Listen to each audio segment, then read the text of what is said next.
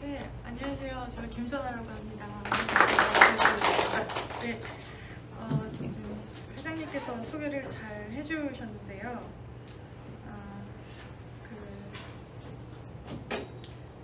마스크를 끼고 해도 될까요? 아니, 벗는 게 나아요?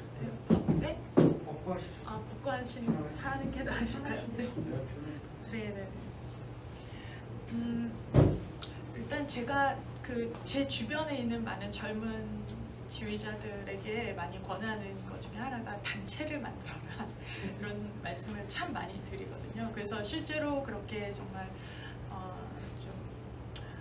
용기를 내서 이렇게 단체를 만드신 후배들도 있고, 또 제가 권하지 않았더라도 그런 마음을 가슴에 품고 있었던 그런 후배들이 조금 더 용기를 얻고 확신을 얻게 되는 그런 모습들을 봤습니다. 근데 왜 그러면 단체를 만들어야 하는가에 대한 그런 이제 질문들이 좀 있는데요. 제가 생각하기에는 그러니까 많은 젊은 우리 지휘자들이 혹은 제가 이제 활동을 시작했을 때도 그렇고 많은 지휘자들이 어쨌든 좀 더 안정된 직업을 원합니다. 그래서 당연히 시립합창단, 특히 우리나라에는 많은 시립합창단이 있잖아요. 그래서 시립합창단에 들어가서 뭔가 조금 더 안정된 시스템, 안정된 재정 하에 또 이제 본인의 이제 어떤 개인적인 안정된 그런 것들을 또 당연히 추구하고 그것은 당연하다고 생각합니다. 근데 이제 제가 저의 개인적인 어떤 히스토리를 보면 저는 이제 어느 순간부터 김선아 하면은 바로크 음악이라는 어떤 수식어가 붙더라고요. 저도 모르게.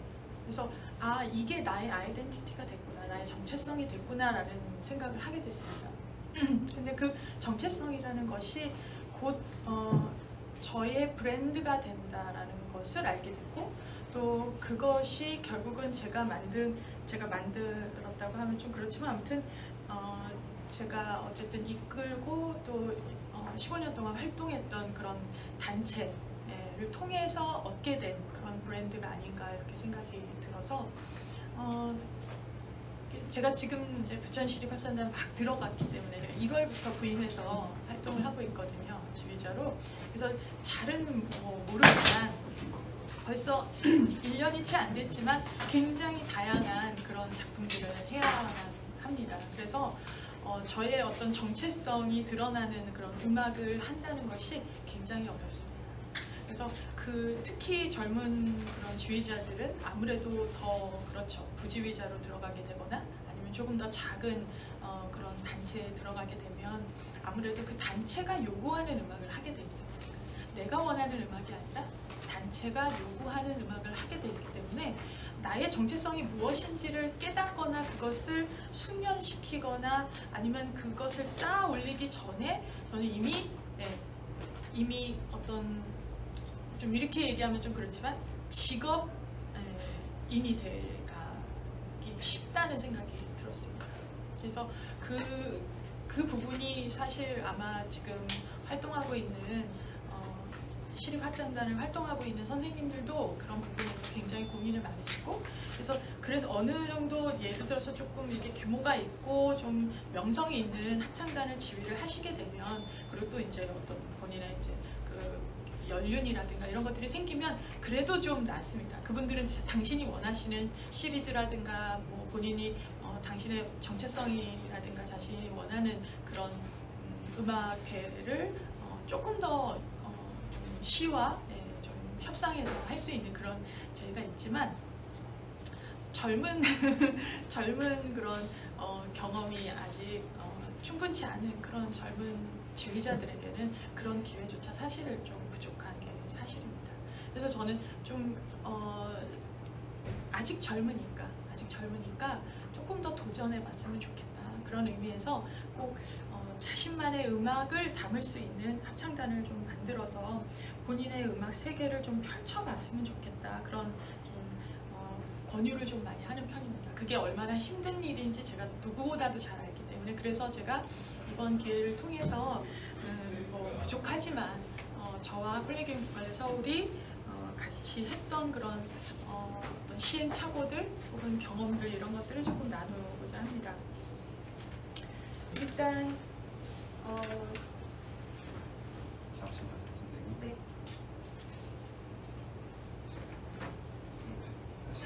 네. 네. 합창단이라는 단체가 필요로 하는 세 가지 요소라고 저는 이제 생각을 했는데, 일단 사람이 필요하죠. 연주자들이 필요합니다. 그 다음에 재정이 필요하죠. 돈은 뭐 당연히 어쩔 수 없이 필요합니다. 그 다음에 컨텐츠, 어떤 내용의 연주를 할 것이냐, 어떤 내용으로 이 사람들과 이 돈을 가지고 우리가 무언가를 이루어 나갈 것인가 하는 그 세 가지 요소라고 생각합니다. 사람을 일단 제일 많이 고민들을 하죠.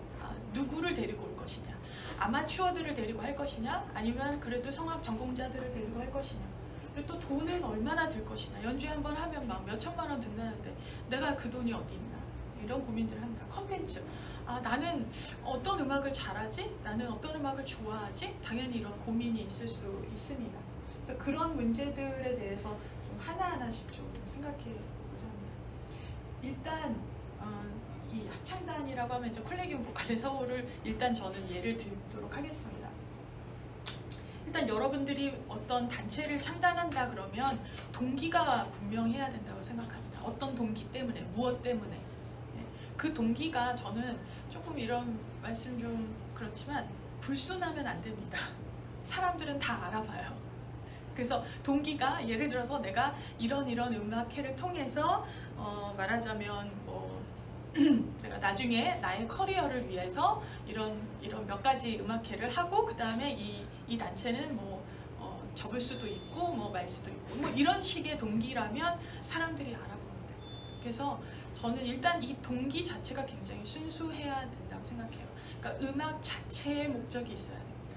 그러면 그 목적은, 그리고 그것에 대한 지휘자의 진정성이 사람을 대하는 데에 혹은 음악회의 과정 속에서 다 드러난다고 생각해요. 그러면 사람들이 거기에서 그 진정성을 보고 수긍하고 그리고 그 동기에 그 본인들의 그런 어떤 열정도 같이 쏟을 수 있다고 생각합니다. 그래서 동기가 필요하고, 그 다음에는 용기가 필요합니다. 두 가지 다 중요해요. 동기도 있고 하고 싶고 너무 열정도 있는데 용기가 안 나. 사람들이 안 모이면 어떡하지? 사람들이 날 싫어하면 어떡하지? 굉장히 다양한 그 불안 요소들이 있습니다. 근데 저는 우리 그 후배들한테도 그런 얘기를 했었을 때 굉장히 많이 용기를 주려고 애를 썼어요. 근데 그 용기에는 약간 그거하고는 좀 다른 것 같아요. 어떤 좀 치기? 뭐 이런 거 있잖아요. 네. 이렇게 뭐 하려면 하지 뭐 이런 그런 어떤 치기라든가 아니면 자신에 대한 너무 과대평가? 이런 것들보다는 충분히 숙고돼서 계산되고 계획돼서 충분히 어떤 다양한 어떤 뭐라 그럴까? 다양한 어떤 그 요소들 그런 것들을 충분히 고려해서 그리고 난 다음에 생기는 용기. 이 정도 내가 준비를 하고 이 정도로 내가 계획이 잘 돼 있다면 이 정도의 음악회는 내가 할 수 있겠다라는 어떤 계획 하에 그런 것들이 생기면 이제 용기도 난다고 생각해요. 그래서 굉장히 치밀한 계획, 그 다음에 굉장히 깊이 생각된 그 고민들, 그런 것들이 필요하고, 그 다음에 진정성 있는 이 필요하고, 그 다음에 또 그 어떤 열정, 이런 것들도 굉장히 필요합니다. 되게 굉장히 다양한 것들이 필요해요. 그래서 저는 여러분들께 만약에 단체를 창단을 한다면 내가 이것을 평생 할 수 있는지를 고민하셨으면 좋겠어요. 평생 하고 싶은지, 평생 할 수 있는지. 하다가 말 거면 안 하는 게 맞습니다. 왜냐하면 사람들을 괴롭히다 마는 거예요. 사람들을 굉장히 뭔가 막 나를 위해서, 나의 개인적인 그런 것들을 위해서 소위 말하면 이용하고 버릴 수 있습니다. 그런 일들은 일어나면 안 돼요. 그래서 정말 책임지고 이 사람들과 혹은 내가 앞으로 할 음악들을 내가 책임지고 평생 동안 하고 싶은가를 좀 고민하셨으면 좋겠습니다. 그래서 이제 용기와 창단, 동기와 이런 것들이 열정이 다 생기면 그 다음에는 여러분들 인맥을 활용하셔야 돼요. 네. 그래서 합창 지휘자는 저는 굉장히 다양한 사람들과의 컨택이 중요하다고 생각합니다. 저도 사실 그렇게 막 연주회를 다니고 막 인사 다니고 이런 건 좀 잘 못했어요. 그런데 제 단체가 생기니까 해야 되는 거예요. 나를 위해서가 아니라 내 단체를 위해서, 내가 하고 싶은 음악을 위해서, 그러니까 하고 싶은 일을 위해서 별로 하고 싶지 않은 일들을 해야 되는 일들이 되게 많습니다. 또 뭐 재정적인 문제도 해결해야 되니까 정말 고개 숙이고 막 이렇게 부탁해야 되는 일들이 생겨요. 어떤 때는 좀 비굴해지기도 합니다. 아, 내가 이렇게까지 해야 돼? 막 이런 생각이 듭니다. 근데 그렇게 하셔야 돼요. 왜 우리 아버지들, 가장들, 가족을 위해서 못할 일 없지 않습니까? 저는 제가 가장이라고 생각하면서 살았어요. 내 딸린 식구들이라고 생각했어요. 그래서 이 식구들을 위해서 난 못할 일은 없었어요. 솔직히 어디 가서 뭐 무릎 꿇으라면 꿇을 수 있었어요. 그래서 어쨌든 그런 인맥을 넓혀나갈 마음의 공간들을 계속 열어두시고 연주회도 많이 가서 보시고 지휘자들, 또 성악가들, 또 필요한 사람들, 연주자들, 혹은 어떤 나를 초대해 줄 수 있는 어떤 기획자들, 그런 사람들을 많이 만나셔야 돼요. 많이 만나고 어필하고 나는 이런 사람이고, 그것을 부끄러워하시면 안 돼요. 나는 그런 사람 아니야. 뭐 누구한테 뭐 이렇게 잘 보이려고 하는 사람 아니야. 아니에요. 잘 보이는 사람이 돼야 돼요. 나를 잘 보이려고 하는 게 아니라 내 뒤에 있는 이 사람들. 항상 그런 마음을 가지고 나를 돋보이려고 하면 듣는 사람도 불쾌할 수 있고 조금 거부감이 들 수 있어요. 근데 그게 아니라 내 단체가, 내가 함께 하고 있는 이 사람들이 너무 훌륭한데 한번 같이 기회를 좀 주실 수 있겠냐, 이런 얘기들은 진정성 있게 들린다고 생각해요. 그래서 여러분들이 인맥을 좀 활용하시면 좋겠습니다. 뭐 에피소드 이렇게 써놨는데 저의 에피소드를 좀 말씀드리자면, 저는 사실은 2003년도에 제가 귀국을 했고 2005년도에 박솔리스트 서울이라는 지금도 이제 활동하고 있는 단체인데요. 거기는 그 바로크 성악 앙상블입니다. 그래서 솔리스트 선생님들을 중심으로 한 성악 앙상블을 먼저 창단했습니다. 그래서 그분들은 뭐 다 유학 다녀오셨고 저랑 말하자면 조금 동료 의식을 가지고 팀을 시작을 했어요. 그래서 우리 바로크 음악, 특히 바흐 음악을 많이 연주합시다 하고서 이제 창단했는데, 그 연주회를 제가 중앙대학교 대학원에 출강하고 있었을 때 그 대학원 학생들이 보러 왔어요. 보러 왔는데 이제 바로크 음악을 전문적으로 연주하는 단체니까 그걸 굉장히 흥미있게 보신 거예요. 그래서 대학원 학생들이 선생님, 저희도 바로크 음악을 선생님하고 같이 공부하고 싶은데 박솔리스트 서울은 이게 이제 전문 성악가들, 선생님들로만 하시니까 우리가 거기 못 들어가니까 합창단을 하나 만들어주세요 하고 요청을 했어요. 그래서 제가 그때 허걱했어요. 합창단? 내가?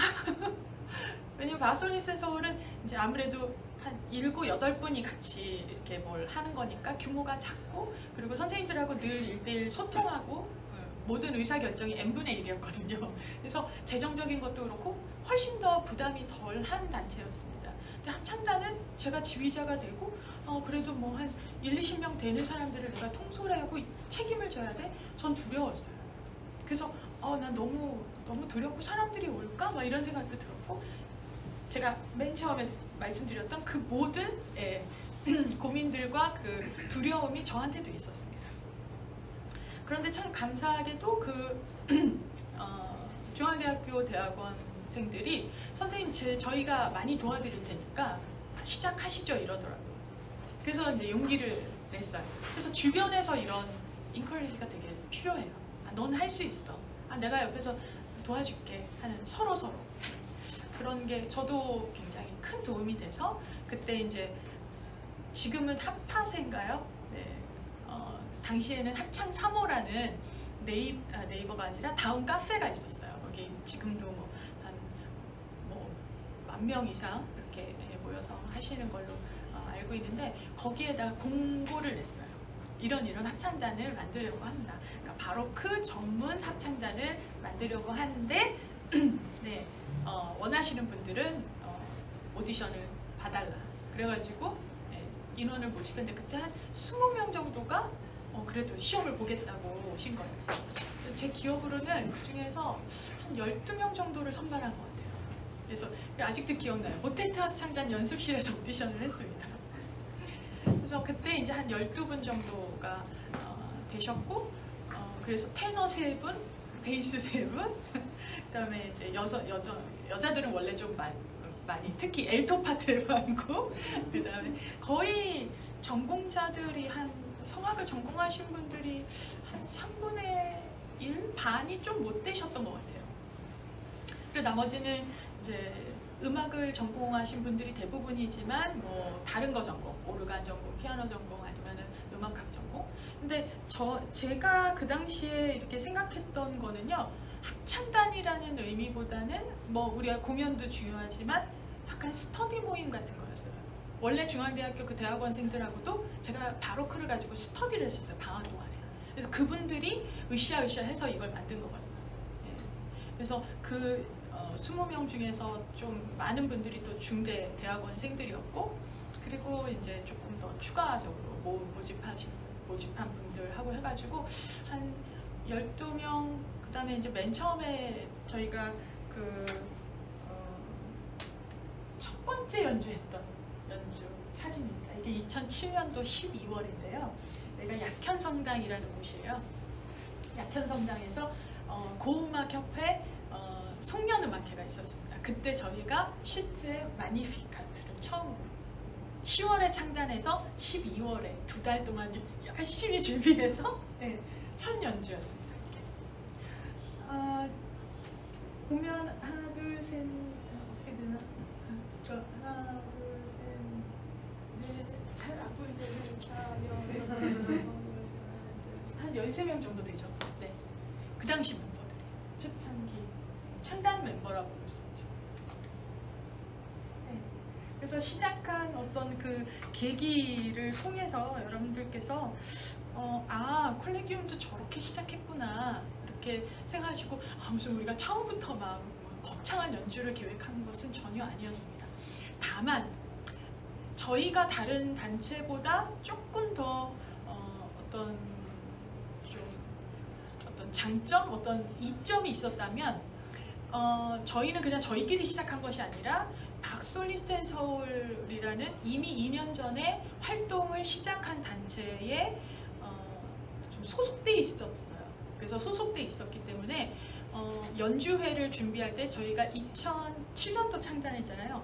2008년도 바로 첫 연주부터 박솔리스트 앤 서울 연주회 합창을 맡는 그런 역할로 들어갔습니다. 그래서 첫 연주부터 다 초연이었어요.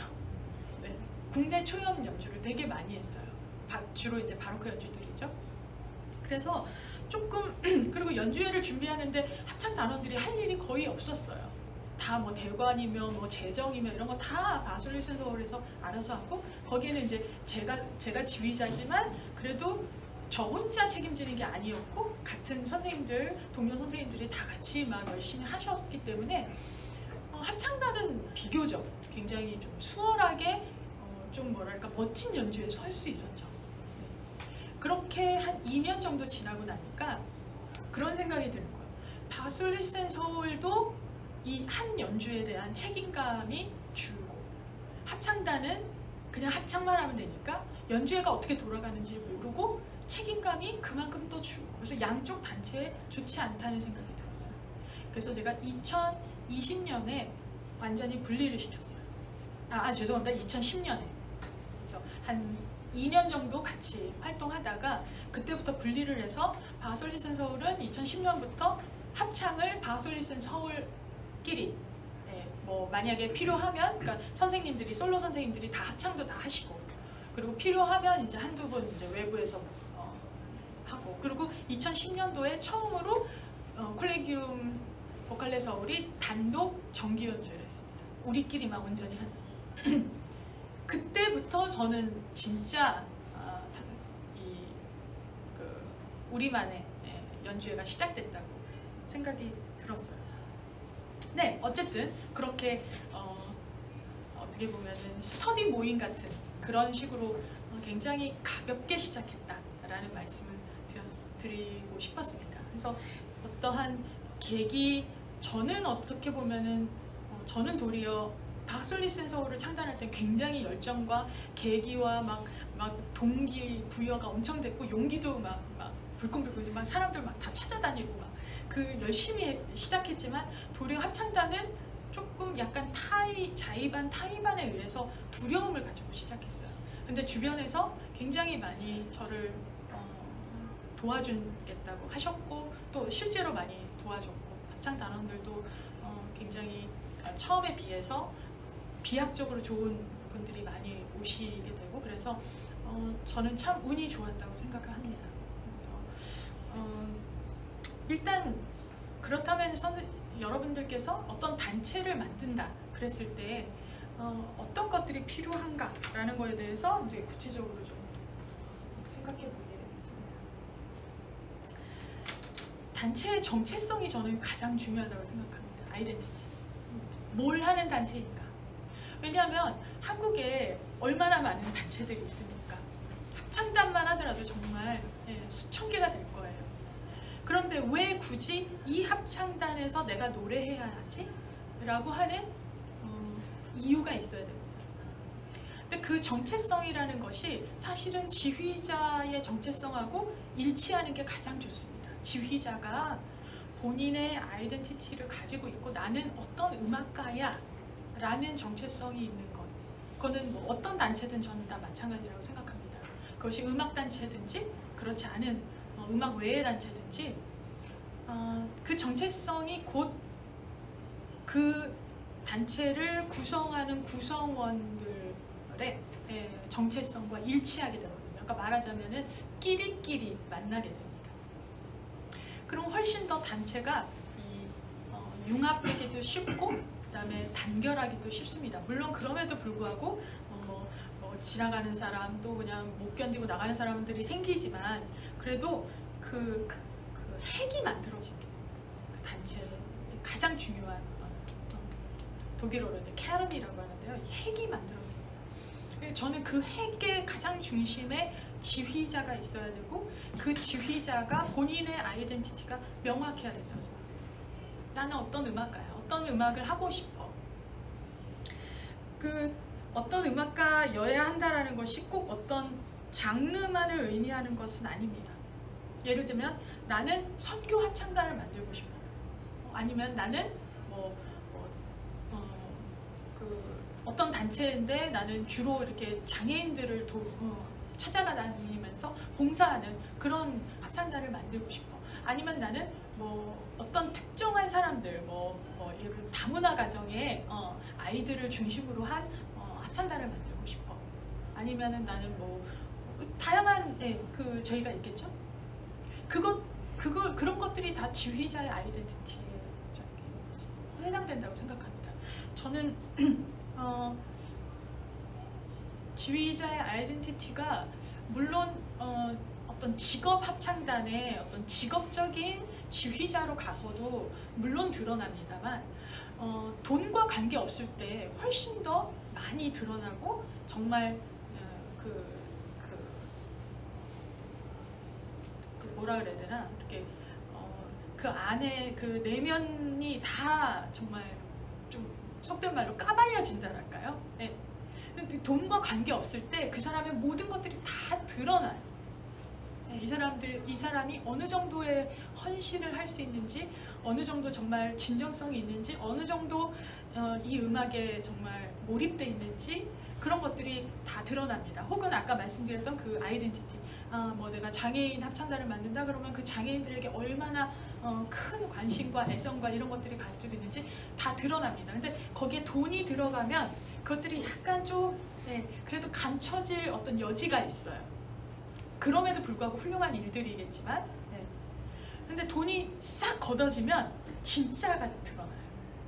저는 그런 걸 많이 경험했어요. 그래서 여러분들이 정말 저는 합창단을 만들 때 가급적이면 페이 없이 시작했으면 좋겠어요. 단원들도. 물론 어렵습니다. 좋은 단원들을 모집하기가 어려워요. 아, 저 사람 데리고 얼마만 주면 저 사람 올 것 같은데 하는 유혹이 있습니다. 그리고 또 미안한 마음이 있어요. 아, 저렇게 많이 시간을 뺏어놓고 내가 정말 아무것도 안 준다면 난 너무 미안할 것 같아. 그것을 나중에 기프티콘이라든가 본인의 마음을 표현하는 건 괜찮아요. 근데 딱 페이를 정해놓고 몇 번 연습에 페이 얼마 이렇게 해서 시작한 단체는 지속성을 가지기가 제가 경험한 바로는 그렇게 많지 않습니다. 아니면 본인의 재력이 어마어마해서 뭐 끝도 없이 돈을 줄 수 있으면 모르겠는데, 그러면 단원들은 그 페이 때문에 오겠죠. 적어도 그 페이가 많은 그 결정하는 데 도움이 될 겁니다. 하지만 어느 순간이 되면 내가 정말 이런 것들, 정말 페이가 없어도 바로 드러나는 많은 것들이 정말 꽉 차여져 있지 않으면 언젠가는 그 페이로도 사람들이 안 와요. 그게 참 무서운 것 같아요. 그래서 페이와 상관없이 내가 너라는 지휘자하고 이런 음악을 하고 싶다 하는 사람을 일단 모으세요. 스터디로 시작하든지 뭐 연주 효과가 뭐 뛰어나지 않더라도 그래도 거기에서 우리가 무에서 유를 창조하는 그 과정이 이 핵심 단원들을 만드는데 굉장히 구속력이 있고 중요한 일입니다. 그 사람들이 나랑 평생은 안 가더라도 적어도 1, 2년 동안은 이 단체가 일어날 때까지는 정말 충성스러운 핵심 멤버들이 되어줄 수 있어요. 그래서 나중에 감사 표현을 하는 것은 뭐 얼마든지 여러분들의 어떤 자유고, 그리고 또 그것을 통해서 유대관계가 생기기 때문에 저는 그것을 뭐 막거나 뭐 그럴 마음은 없지만, 처음부터, 그러니까 예를 들면 여러분들이 프로젝트 합창단이야. 어떤 일이 있어. 내가 이런 뭐 예를 들면 졸업 연주가 있어. 그래서 페이 얼마에 뭐 이런 거는 뭐 당연하죠. 당연히 그렇게 해서 모아서 해야 됩니다만, 단체를 정말 만든다 그러면 그건 조금 얘기가 다르지 않을까 싶습니다. 그 다음에는 비전입니다. 제가 한 몇 년쯤 지났을 때 저한테 그런 질문을 했어요. 이 단체의 비전이 뭡니까? 그래서 허걱? 비전이요?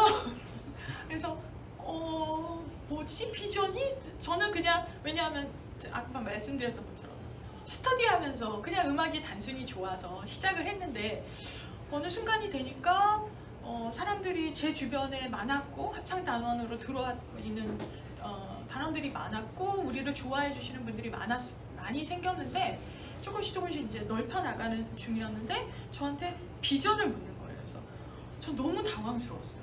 솔직히 그런 왜냐하면 제가 생각하기에 비전 그러면 되게 거창하게 느껴졌어요. 내가 무슨 비전 같은 걸 제시할 수 있는 사람인가? 그런 생각을 많이 했습니다. 그냥 나는 내 앞에 있는 이 연주나 잘했으면 좋겠는데 그런 마음이었는데, 저한테 비전이 뭐냐고 훅 들어오니까 그런 생각이 들어서 내가 그만큼 깊이 생각을 안 했구나. 어떤 미래에 대해서 나랑 같이 있는 이 음악가들에게 어떤 미래를 얘기하지 않았구나 라는 생각이 들어서 좀 부끄러웠어요. 그래서 그때부터 비전을 제시해야 돼 이러면서 나의 비전은 뭐지? 우리 단체의 비전은 뭐지? 그런 생각을 굉장히 많이 했습니다. 근데 그 당시에 제가 생각했던 비전은 그 당시에 저희가 바로크 음악만 주로 했었어요. 그러다가 시리즈를 해야 되겠다라는 생각이 들었어요. 시리즈. 지금은 굉장히 많이 합니다. 근데 당시에는 10년 전만 하더라도 그렇게 시리즈 연주가 많지 않았어요. 그래서 시리즈로 해서 뭔가 우리가 이렇게 도전 과제가 있어야 되겠다라는 생각을 했어요. 그래서 꼭 그것이 뭐 막 어마어마한 곡들이 아니어도 그래서 이제 카테고리를 좀 넓게 잡았습니다. 그래서 교회 음악 연주회 시리즈 이렇게 카테고리가 되게 넓죠. 교회 음악 연주회, 교회 음악을 다루는 연주회를 우리가 하겠다. 물론 그 이전에도 그랬죠. 그런데 교회 음악 연주회 시리즈 하면서 거기에다가 이제 제목을 달기 시작했습니다. 어떤 교회 음악이냐? 먼저 1탄이 뭐 예를 들면 멘델스존과 그의 교회 음악, 그다음에 뭐 독일 북독일 음악, 뭐 북독일 바로크 음악의 그 교회 음악들. 북독일 바로크 음악에도 세속 음악도 있고 다양한 음악이 있는데 그 중에서도 나는 독일 음악 하겠다, 교회 음악을 하겠다, 뭐 이런 식으로. 그다음에 로마와 베네치아 그런 식으로 해서 교회 음악, 제가 이제 음악사를 이렇게 뒤져보면서 예전에도 뭐 공부는 했었지만 음악사 시간에 배웠는데, 교회 음악사 시간에 배웠는데 실제로 연주회장에서 되게 듣기 힘든 레파토리가 많아가지고 이제 그런 것들을 하겠다 하는 어떤 비전이랄까 목표를 제시했어요. 그러니까 과제죠. 그래서 저는 비전이라는 것을 여러분들이 막 어마어마하게 최고의 합창단이 되고 뭐 세계에 나가고 이런 거라고 생각하지 않아요. 우리 모두가 현실 안에서 꿈꿀 수 있는 비전, 그리고 우리가 제시할 수 있는 과제, 도전 과제, 이런 것들이 비전이 아닐까 싶어요. 그런 거라면 우리가 얼마든지 지금보다 그냥 제자리 걸음 하지 말고 우리가 한 발자국 더 나가보자, 이런 것들이 저는 비전이라고 생각해요. 근데 중요한 것은 방향입니다. 그 방향이 정체성 안에 있어야 돼요. 저희가 교회 음악 연주회 시리즈를 하면서 멘델스존을 하겠다고 했을 때 반발하는 단원들이 있었어요. 우리는 바로크 전문인데 왜 갑자기 멘델스존이에요? 그래서 제가 그런 얘기를 했어요. 그때까지가 이제 말하자면 창단하고 한 5년 정도 지났을 때였거든요. 멘델스존이 2012년도에 저희가 했어요. 근데 그 전까지 이제 2007년도부터 한 5년 정도 지난 시점이었는데 제가 그런 얘기를 했어요. 우리가 바로크에서만 이렇게 머물기에는 우리 단원들이 너무 훌륭하다. 제가 그렇게 얘기했어요. 네, 너무 아깝다.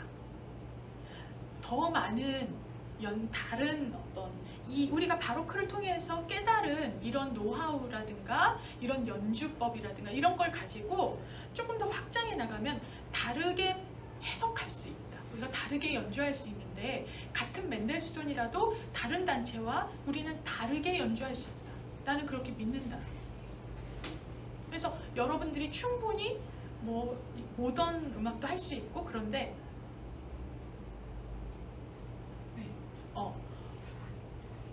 지금이 40분이군요. 네. 그런데 바로크만 하기에 조금 아깝다, 그런 얘기를 했었어요. 그랬을 때, 그리고 그것을 조금 거부감을 느끼는 단원들을 제가 1대1로 다 상담했어요. 네. 굉장히 고집불통이 친구들이 많아요. 바로크 하는 친구들은. 그래서 심지어 어떤 단원은 바로크가 아닌 연주에는 자기는 빠지겠다 했어요. 허기죠. 네. 그래서 제가 존중해줬어요. 그렇게 하라고. 네. 그리고 그 다음 해 뭐 북독일 바로크 음악 할 때 합류했어요. 네. 그러니까 그런 어떤 도전 과제를 할 때 어떤 그것이 비전으로 느껴지는 건지, 아니면 그것이 정체성 안에, 우리의 아이덴티티 안에 있는 것인지에 대한 이것의 아이덴티티를 확장해 나가는 건지, 아니면 아이덴티티가 없어지는 건지, 그것에 대한 두려움이 있는 거예요.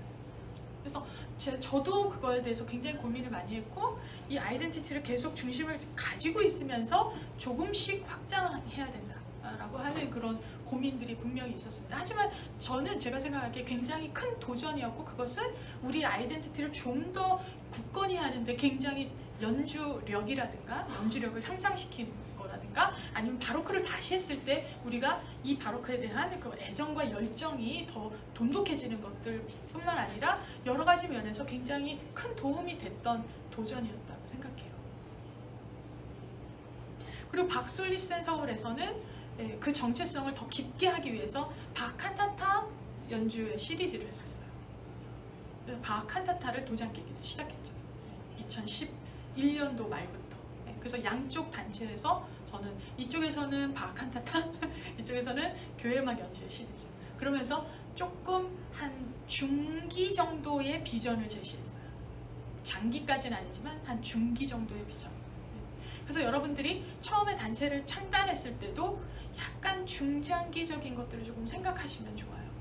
내가 이렇게 시작해서 요런 방향으로 나가서 요런 확장성을 가지고 여기까지 가겠다 하는 어떤 계획, 그리고 비전, 이런 것들은 좀 필요하다고 생각합니다. 그렇게 하는 데 있어서 굉장히 다양한 단체들이, 다양한 이 도움들이 필요한데, 그 중에 하나가 콜레기움 무즈쿰서울이라는 기악단체입니다. 2016년도에 창단했는데요. 물론 제가 박솔리스텐 서울에 있었을 때도 박솔리스텐 서울의 기악팀이 있었습니다. 근데 제가 2016년도에 박솔리스텐 서울을 나와서 이제 콜레기움 보컬레 서울만 이제 집중하고 있었을 때, 콜레기움 보컬레 서울도 이런 비전을 함께 나눌 수 있는 단체가 필요했어요. 그래서 바로크 연주 단체입니다. 그래서 기악팀을 창단해서 같이 지금도 파트너십을 가지고 같이 활동을 하고 있습니다. 네,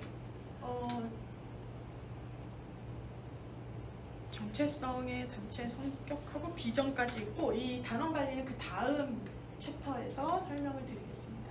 단원 관리에 대해서 말씀드리겠습니다. 이 단원 관리가 사실은 여러분들이 가장 당장 닥친 문제이기도 합니다. 제가 아까 말씀드렸던 것처럼 콜레기움 보컬레 서울은 일단은 그 단체를 같이 하고자 하는 약간 열성분자들이 중앙대 대학원생들 몇 분 계셨어요. 그게 저한테 마치 시드머니 같았어요. 종잣돈 같은 그런 소중한 분들이었습니다. 그분들이 어쨌든 저한테 용기를 줬고 또 어떤 도전을 할 수 있게끔 이렇게 해주셨습니다.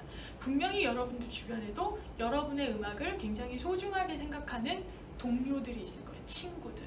그런 인맥들을 활용하셔야 돼요. 그래서 그 비전을 나누고, 그리고 좀 여러분들이, 그래서 굉장히 저는 그 사람들을 많이 만나야 되는 직업이 합창 지휘자인 것 같아요. 1대1로 만나든지 여러 명이 만나든지, 심지어는 제가 이런 얘기는 좀 그렇지만 박솔리스텐 서울 맨 처음에 창단했을 때 2005년이었잖아요. 그때는 저는 아무것도 안 했어요. 정말 지금도 뭐 별건 아니지만 어쨌든 그 당시에는 그냥 진짜 아노님이었어요. 저는 오르가니스트로 활동했거든요. 막 와서.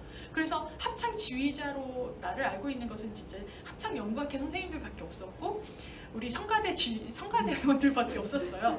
네, 그랬는데 제가 오르가니스트로서 다른 선생님들, 뭐 성악가들, 또 이 기악하시는 분들 한 분 한 분 이렇게 컨택하면서 고음악 개를 만들었어요. 개 모임을 만들었어요. 그래서 한 달에 한 번씩 그분들하고 모였어요. 모여서 저의 꿈을 계속 나눴어요. 저는 이런 단체를 만들고 싶다. 독일에서 이런 거 공부했다.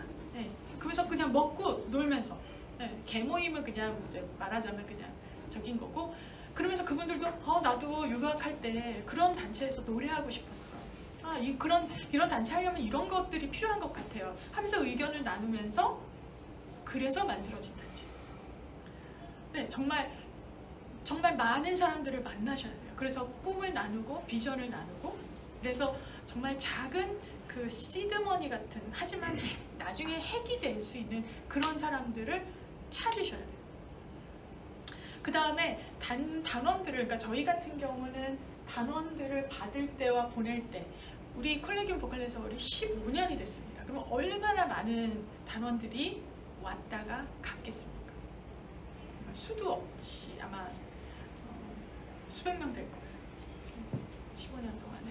제가 기억도 못하는 단원들도 있어요.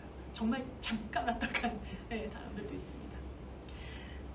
그런 단원들이 초반에는요, 제가 아까 말씀드렸다시피 우리가 뭐 스터디 같은 그런 모임으로 시작했고, 그 박솔리스텐 서울에서 뒤에서 이제 합창 파트만 담당했었기 때문에 뭐랄까 당장 상황에 닥친 연주들을 해내야 됐었어요. 그러니까 합창 부분이 이런 부분이 있다. 그러면 최대한 그 부분은 바하솔리스텐 서울의 수준만큼 올라와 있어야 돼요. 합창이.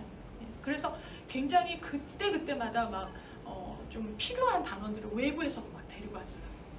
어쩔 수 없었죠. 외부에서 데려오기도 하고, 그리고 또 우리가 단독 연주까지는 아니지만 뭐 어쨌든 뭐 바흐 모테트 같은 거를 했어야 됐었거든요. 그럴 땐 뭐 8성부니까 뭐 10몇 명 가지고 안 되잖아요. 한 적어도 한 25명 필요했습니다. 그러니까 막 그 당시에 제가 연대 출강하고 있었거든요.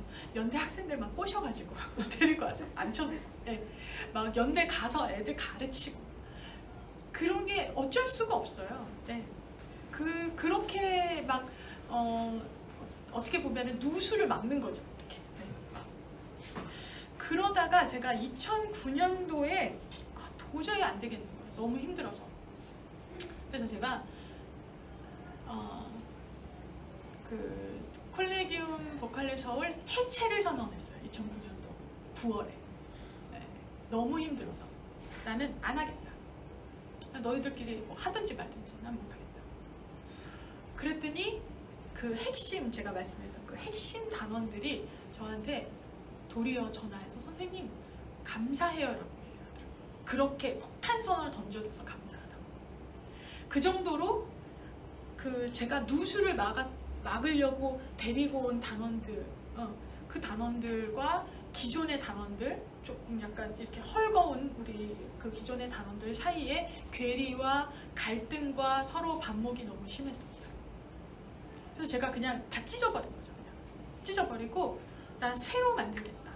그래서 제가 뭐라 그랬냐면, 너희들 중에서 정말 헌신하고 이걸 1순위로 할 사람들만 모아라. 그 사람들이 5명이면 난 5명 데리고 시작하겠다. 그리고 우리가 할 수 있는 연주, 그때 그래서 제가 이제 바하솔리스텐 서울하고 안 하고 우리끼리 단독 연주하겠다. 그래서 모든 책임을 우리 스스로 너희들 스스로 지게끔 하겠다. 그렇게 선언을 해버렸어요. 그래서 2010년도에 첫 연주를 하게 됐고, 근데 그때까지 굉장히 오래 시간이 걸렸죠. 단원들을 다시 모집하고 기존의 단원들 중에서도 정말 열심히 하겠다 하는 친구들만 모았고, 그리고 주변에 있는 또 정말 새로 제가 찾아다니거나 아니면 주변에서 이렇게 서로 수소문해서 선생님 우리 연주 보고 이런 친구들이 하고 싶다는데 어떠세요? 뭐 이렇게 해서 데리고 그런 사람들 데리고 다시 시작했어요. 2010년도에. 그래서 해체될 뻔도 했습니다. 근데 그 폭탄 선언이 굉장히 중요했던 것 같아요. 저한테도 그렇고. 그리고 또 중간에 몇 번 그런 계기들이 있었습니다. 그러니까 단원들이 단원 관리가 참 어려운데, 제가 맨날 총무하고 그런 얘기를 해요. 우리 무슨 라디오 DJ 같지 않아? 맨날 사연 들어. 오늘은 소프라노 몇 번 언니 사연 듣겠습니다. 네. 정말 사연들이 너무 많은 거예요. 연습 못 올 사연들, 연주에 서지 못할 사연들이 너무 많아요. 막 너무 극적인 사건들이 많이 일어나요. 막 가족들이 막 아프던지, 아픈 것도 막 되게 대단히 아프고, 사고들이 이거 뉴스에 나야 되는 거 아니야? 막 할 정도의 막 사건들이 일어납니다. 그래서 그런 걸 보면서 이 모든 사정들을 다 우리가 어느 정도를 받아들여주고 어느 정도를 진짜 믿어줘야 되고 어느 정도를 우리가 인정해줘야 되니까, 그럼 우리 도대체 몇 명이나 연주를 할 수 있는 거지? 그런 생각에 막 사로잡히는 거죠. 그래서 제가 또 중간에 한번 폭탄 선언을 했습니다. 예전에는 연주회를 준비하면 적어도 2달 이상 연습을 했었어요. 그래서 2달 동안에 토요일마다 저희가 항상 토요일 연습했거든요. 그러니까 8번 연습하고 이제 이제 닥쳐서는 이제 조금 더 많이 모여서 한 10번에서 12번 정도를 했던 것 같아요. 그런데 초반 연습은요, 정말 소프라노 2명 앉아 있고 아시죠? 테너 뭐 1명 와 있고 막 이래요. 그래서 제가 안 되겠다. 그래서 아까 말씀드렸던 그 멘델스존 연주부터 난 연습을 5번만 할 거야 그랬어요. 딱 5번만 할 거야. 1번 이상 빠질 사람들은 연주하지 마 이랬어요. 그냥 보통 연주 안 되면 그냥 취소할 거다. 그랬더니 단원들이 난리가 난 거예요. 선생님 5번 가지고 절대 안 됩니다. 이러고. 그래서 제가 아니 뭐 알아서 해. 네, 알아서들 하세요. 네. 저는 5번 이상은 안 합니다. 나는 내 시간을 5번 이상 여기에 투자하고 싶지 않아요. 그래서 했던 말 또 하고 그때 안 모였던 사람들 때문에 했던 말 또 하고 그리고 제가 이제 막 열변을 토했죠. 아무튼 5번이니까 그런 줄 알아요. 그랬더니 안 빠지는 거예요. 그리고 뭘 하냐? 연습을 해와요. 다들 가서 막 미친 듯이 연습을 해오는 거예요. 안 그러면 못 쫓아가요. 그래서 그때부터 콜레기움, 그게 2012년도였거든요. 그때부터 콜레기움 보컬 서울은 연주 연습을 5번에서 6번 이상 안 했어요. 정말. 뭐 모자란 대로. 그러니까 나중에는 단원들이 사정을 해요. 선생님 한 번만 더 해주세요. 몇 명이나 나올 건데? 제가 이제 각질을 하게 되는 거죠. 그러니까 단원들한테 제가 그런 얘기를 들었거든요. 최근에 이건 지금도 일어나는 일인데요. 저희가 어떤 연주는 이제 정기 연주는 조금 더 연습을 많이 합니다만 어떤 연주는 이제 초청받은 연주 이런 것들은 뭐 4번, 5번밖에 연습을 안 합니다. 지금도. 그럼 4번, 5번 중에서 적어도 2번 이상 안 빠져야 됩니다. 이렇게 얘기를 광고하잖아요. 그러면 그걸 어떻게 받아들이냐면 2번은 빠져도 된다라고 받아들이는 단원들이 있었어요. 충격을 받았어요. 뒷목적. 그래서 이렇게 얘기하면 안 되겠구나. 5번 다 나와라. 그리고 한 번이라도 빠질 이유가 생기면 지휘자한테 직접 보고해요. 수소통하지 말고. 네. 그렇게 얘기를 바꾸게 전달하게 했어요. 그러니까 단원들은요. 지휘자의 생각과 다릅니다. 네. 단원들은 단원들이에요. 그래서 어떻게 해서든지 단원들이 책임감을 갖도록 하는 분위기를 만드는 것 되게 중요하다고 생각해요. 정말 이 단체가 깨지는 한이 있더라도 혹은 내가 굉장히 중요하게 생각하는 단원이 못 오게 되는 상황이 되더라도 그걸 이를 악물고 저도 그거가 두려웠던 거예요. 내가 너무 빡빡하게 하면 저 단원이 못 나올까 봐. 저 단원이 저는 저 단원의 사정을 알기 때문에 저 단원 때문에 토요일 연습만 가능해도 이렇게 오게 해야 되는데 뭐 이런 매달리는 게 있어요. 네. 근데 그게 다른 단원들한테 상처가 되고 다른 열심히 하는 단원들이 자꾸 좌절하게 되고 놓게 되는 그 계기가 되더라고요. 네, 그런 것들이 좀 많이 생각을 해야 됩니다. 그리고 저희는 단원 모집을 할 때 그 공고를 내지 않습니다. 아마 저희 콜레기움 보컬 서울 모집 공고 보신 적이 별로 없을 거예요. 아주 정말 특별할 때만 내요. 진짜 테너를 좀 많이 좀 뽑아야 되겠어 이번에. 그러면은 일부러 저희가 테너 뽑습니다 하고 이렇게 올려요. 그러면 이제 한 10명 정도 오시죠. 근데 그렇게 해보니까 그렇게 효과적이지 않았어요. 그거보다는 우리 단원들이 주변에서 보는 거예요. 마치 전도하듯이 보는 거죠. 타겟을 두고 쟤 바로크 좋아할 것 같아. 쟤 콜레기움이랑 잘 어울릴 것 같아 하는 친구를 오랫동안 지켜봅니다. 오랫동안 지켜보고 그 친구를 계속 우리 연주에 초대해요. 그래서 좋아하는지 안 좋아하는지 간을 봅니다.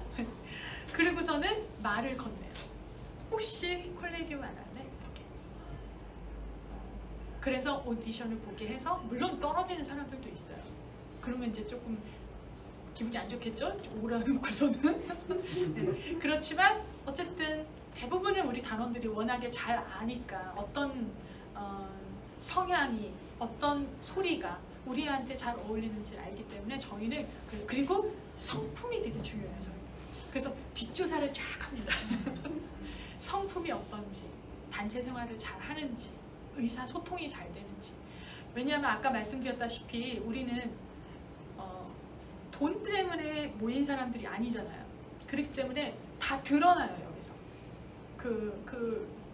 아주 깊은 곳까지 다 드러나는 경우가 너무 많기 때문에 그것 때문에 이게 와해되기도 하고 옆에 있는 사람이 상처받기도 하고 우리 앞에 있는 지휘자는 몰라요. 근데 앉아서 한마디씩 하는 거예요, 옆에.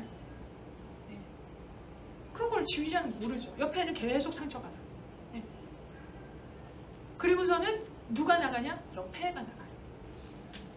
문제 일으키는 친구가 나가는 게 아니에요. 옆에 있는 친구들이 하나 둘씩 나가요. 근데 지휘자는 몰라, 이유를. 그런 경우를 많이 봤기 때문에 저는 노래를 잘하는 것보다 중요한 것이 성품이다. 이런 민간 단체에서는 정말 성품이 중요하고, 그리고 어떤 뭐 성격이랄까? 네, 집중하거나 아니면은 어떤 이런 음악을 조금 소중히 여기는 그런 성품, 예, 그런 어떤 성격, 혹은 이런 음악을 좋아하는 어떤 취향, 그러니까 끼리끼리 모여야 돼요. 그게 굉장히 좀 중요합니다. 그리고 만약에 이런 경우 있잖아요. 저 친구 때문에 좀 문제가 많아. 그러니까 제가 알았어요. 얘가 계속 옆에 애들 내보내는 걸 알았어요. 그랬을 때 저는 일단은 기회를 여러 번 줍니다. 이 단원하고 직접 얘기해요. 만나서 밥도 사주면서 뭐가 너 그냥 자연스럽게 얘기를 꺼내죠. 콜레기움 어때? 할만하니? 그러면서 자연스럽게 얘기를 꺼내고 이 친구의 불만에 대해서 들어봐요. 이 친구는 왜 불만이 있어서 이렇게 옆에 사람들을 못 살게 볼까요? 일단 먼저 들어보고, 그리고 나의 의견은 이 친구들이 나간 거에 대한 이런 상황들, 너에 대해서 내가 다 알고 있어, 이런 거 모르면서 모르는 척하고 얘기를 들어주고 조언을 해요. 이렇게 하면 어떨까? 혹시 다른 사람들이 너에 대해서 이렇게 생각할 수도 있지 않을까? 이렇게 얘기하면서 이 단원의 입장에서 조금 보호해주면서 몇 년을 또 몇 개월이든지 뭐 몇 타임이든지 좀 지켜봅니다. 그래서 이 단체에서 그 핵심 멤버들이 그래서 여러분들이 이렇게 그 핵심 멤버들과의 소통도 되게 중요해요. 그래서 저는 그 이제 의견 수렴의 원칙에 대해서 얘기하는데, 이 단원들과의 소통, 무슨 어려움이 있는가, 어떤 단원이 어떤 문제를 지금 일으켜서 지금 힘들고 있구나, 이런 것들에 대해서 여러 사람들한테 들으셔야 돼요. 한 사람한테만 들으시면 안 됩니다. 그것이 공통된 의견일 때는 그 맞는 거예요. 근데 얘를 미워하는 한 명이 주구장창 나한테 얘기할 때가 있거든요. 그럴 때는 제3자한테 들어서 얘의 문제점, 이 친구의 문제점, 이 친구의 문제점 다 들어봐야 돼요. 그리고 저는 수석이라든가 그런 의미에서 임원진들하고 굉장히 소통을 많이 하고, 심지어는 저는 프로그램도 임원들하고 상의할 때가 많아요. 이런 프로그램 어떻습니까? 1번 이 프로그램, 2번에서 투표할 때도 있어요, 심지어. 그래서 그거에 대해서 충분히 이런 의견들이 있구나, 이런 곡을 하고 싶어 하는구나를 알면 훨씬 더 그 프로그램 자체에도 확신이 생깁니다. 그리고 또 아까 말씀드렸던 것처럼 임원이 아니더라도 열심히 친구들이 있어요. 이 단체에 굉장히 헌신하는 친구들이 있어요. 그런 친구들하고 의견 교환을 저는 따로 전화 많이 해요. 따로 전화해서 어때? 그리고 새로 들어온 단원들하고도 통화를 많이 한다. 밥도 먹이고 힘든 건 없다. 뭐가 즐거운가? 어떤 포인트가 이 친구가 즐거운지, 생각했던 거랑 똑같은지 다른지, 이런 것들을 묻습니다. 그 다음에 유대감인데요. 유대감은 정말 저는 중요하다고 생각해요. 저는 단원들의 경조사는 정말 빠지지 않아요. 그것이 슬픈 일이든 기쁜 일이든, 그리고 단원들이 개인적으로 하는 연주에도 제가 시립합창단 못 가더라도 단원들 개인적인 연주는 가려고 애를 씁니다. 그러니까 단원들이 여기만 하는 게 아니거든요. 다른 좀 작은 단체에서 할 때가 있고, 혹은 뭐 솔로로 뭔가를 할 때가 있고, 아니면 자기가 소속된 다른 단체, 시립합창 단원들이 많으니까 시립단체에서 조금 큰 역할을 맡을 때가 있어요. 그럴 때는 아무리 멀어도 가요. 네. 그리고 그렇게 우리 단체가 아니라 작은 단체에서 할 때도 가서 관심을 보이고 그 단체를 격려해주고, 그리고 가족의 경조사, 이렇게 뭐 아이를 낳았다거나 아니면 부모님이 아프시다거나 아니면 가족 안에 누가 아프다거나, 네. 빠지지 않고 다 챙기고 관심을 기울이고 기도해주고 하려고 애를 씁니다. 그런 유대감, 1대1의 유대감이 굉장히 중요해요. 저는 좀 정말 기억 상실에 가깝거든요. 그래서 어떤 땐 적어놔요. 이 친구는 어떤 기도 제목이 있다. 이 친구는 이 단어는 지금 가족들, 아이들 이름 적어요. 뭐 아이들 이름 진짜 못 외우거든요. 막 이름 막 바꿔 부르고 막 날리고. 그래서 되도록이면 그런 것들을 제일 조금 저기 하려고 그러고, 예를 들면 단원이 개인적으로 뭔가 힘든 부분, 건강이 안 좋다거나 아니 정신적으로 힘들다거나 그랬을 때는 저는 일단 제 스스로도 모든 걸 다 제껴놓고 음악회고 뭐고 다 떠나서 이게 가장 중요해 라는 생각을 하려고 애쓰고, 그것을 그 단원에게 전달하려고 애써요. 그러니까 이 단원이 예를 들어서 선생님 제가 이 연주를 잘 해야 되는데 제가 지금 이런 상태예요 라고 얘기하면, 내가 아무리 생각해 봤을 때도 얘가 반드시 필요해도 아니야, 연주보다 네가 나한테는 더 중요해. 연주에 망하면 어떠니? 그러니까 네가 어떻게 생각하는 거야? 본인 이 단원이 할 수 있는 상황인지 아니면 내가 부탁해서 억지로 해야 되는지 그런 걸 살펴요. 그래서 본인이 자유롭게 선택하고 결정할 수 있도록 해주려고 애씁니다. 근데 그때 이 단원이 정말 집중해서 자기가 정말 할 수 있는지 없는지를 고민하려면 이 지휘자가 이 단원을 소중하게 여기고 오직 너만 생각하면서 뭔가를 결정했으면 좋겠다라고 인커리지 해줘야 돼요. 그리고 신뢰를 줘야 되고 사랑과 애정과 관심을 쏟아줘야 돼요. 그래야지 이 친구가 온전히 자기만 집중해서 고민해요. 내가 이 연주를 할 수 있나 없나. 그래서 결정을 하면 저는 지지해주고, 그것에 대한 어떤 모자라는 부분 혹은 빈 공간을 어떻게 해서든지 제가 메우던지 그냥 감수해요. 그리고 그것을 이제 예를 들어서 뭐 테너 파트에서 어떤 친구가 굉장히 집안에 자기가 도저히 아이 때문에 나올 수가 없다. 그렇게 얘기하면 그게 가장 중요하다 라고 인정해줘요. 얼마나 고민해서 나한테 얘기한지 알기 때문에. 그러면 나머지 테너 파트들이 힘들잖아요.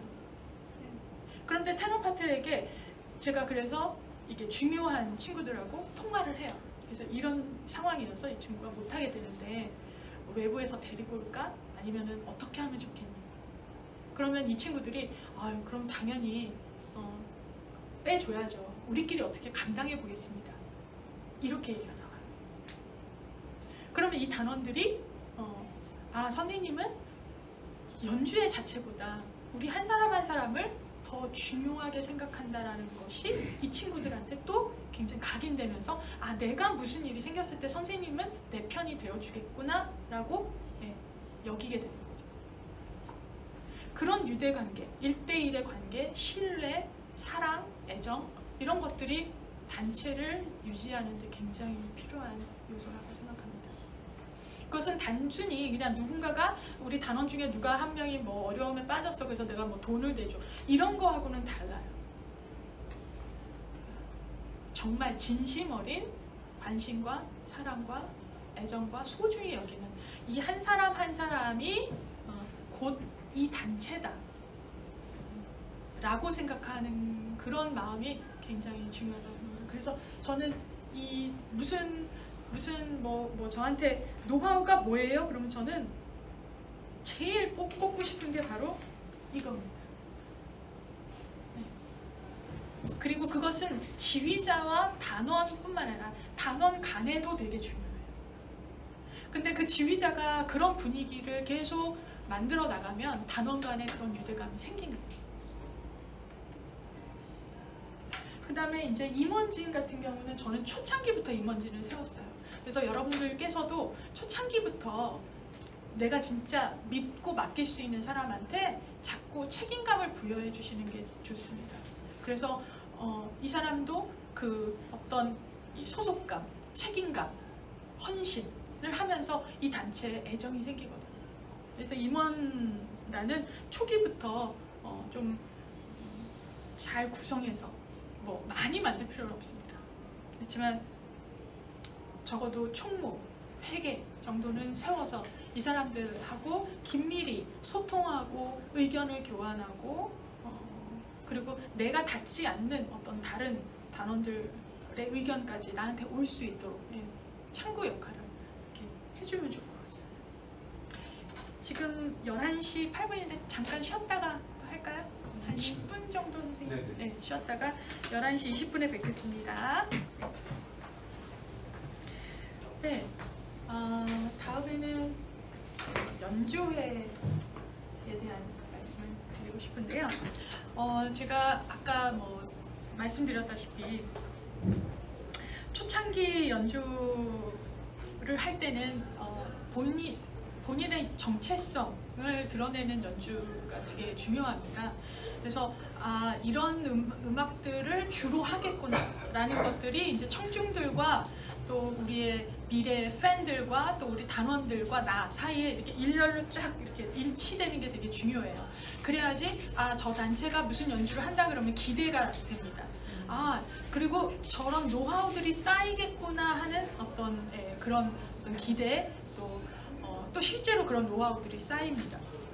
그래서 저희도 초기에는 바흐나 아니면 바흐 이전에 어떤 바로크 연주를 중심으로 많이 연주를 하고 아까 말씀드렸다시피 이제 연주 했던 거 이게 2007년도에 창단하고 2008년도 4월인가 2008년도에 돼서 이제 처음으로 제대로 된 연주 서고 나서 저희 단체 사진 필요하다 해서 여기 보시면 이제 남자들 6명 딱 있죠.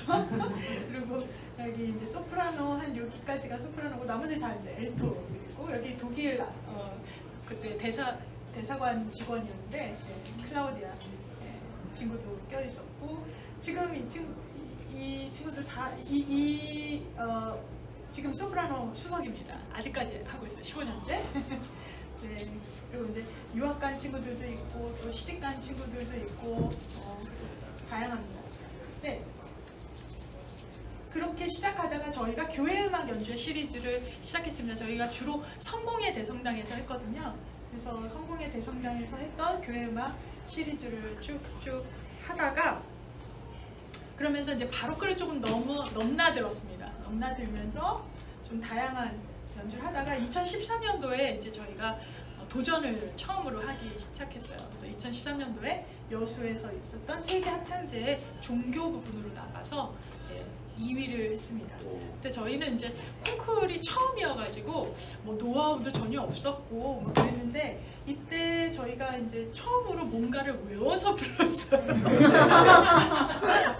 저희는 이렇게 연주할 때도 바로크가 다 어렵잖아요. 악보 보고 하기도 바쁜데 뭘 외워서 해본 적이 없는데 이때 처음으로 좀 뭔가를 외워서 한번 해봤습니다.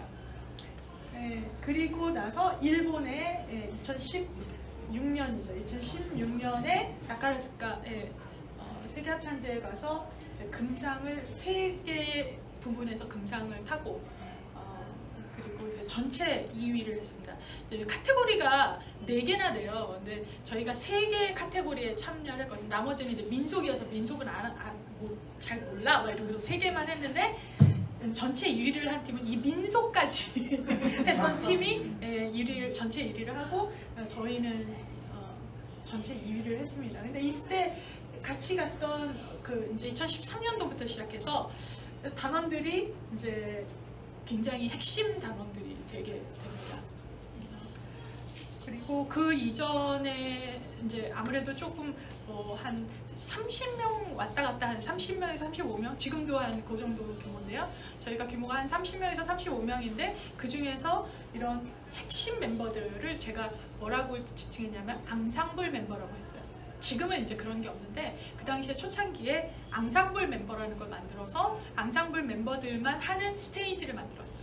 왜냐하면 전체를 다 하니까 전체를 다 가르치려니까 너무 힘든 거예요. 그래서 앙상블 멤버들만 하는 스테이지를 해서 그 친구들만 한 4번 정도만 해도 이 친구들은 확 잘하니까 그리고 훨씬 더 완성도가 높고 그리고 이제 전체가 같이 하는 연습 따로 그렇게 하니까 좀 이 편성도 왔다 갔다 하니까 좀 듣는 사람들도 괜찮고 그래서 그렇게 하기 시작하다가 나중에 2017년도 정도에 이 뚜띠 전체 단원을 해체시켰어요. 해체시키고 앙상블 멤버만 남겼어요. 그래서 다시 그러니까 즉 그때부터 저희가 원칙을 정했죠. 성악 전공자들만 한다. 그래서 기존의 멤버들 중에서 정말 뭐 부지휘자 같이 이렇게 핵심 어떤 임원진들이 아닌 경우에는 이제 성악을 전공한 사람들은 성악을 전공하지 않은 사람들은 조금 다 약간 좀 빠이빠이를 하게 됐어요. 그런 계기가 좀 한 번 있었습니다.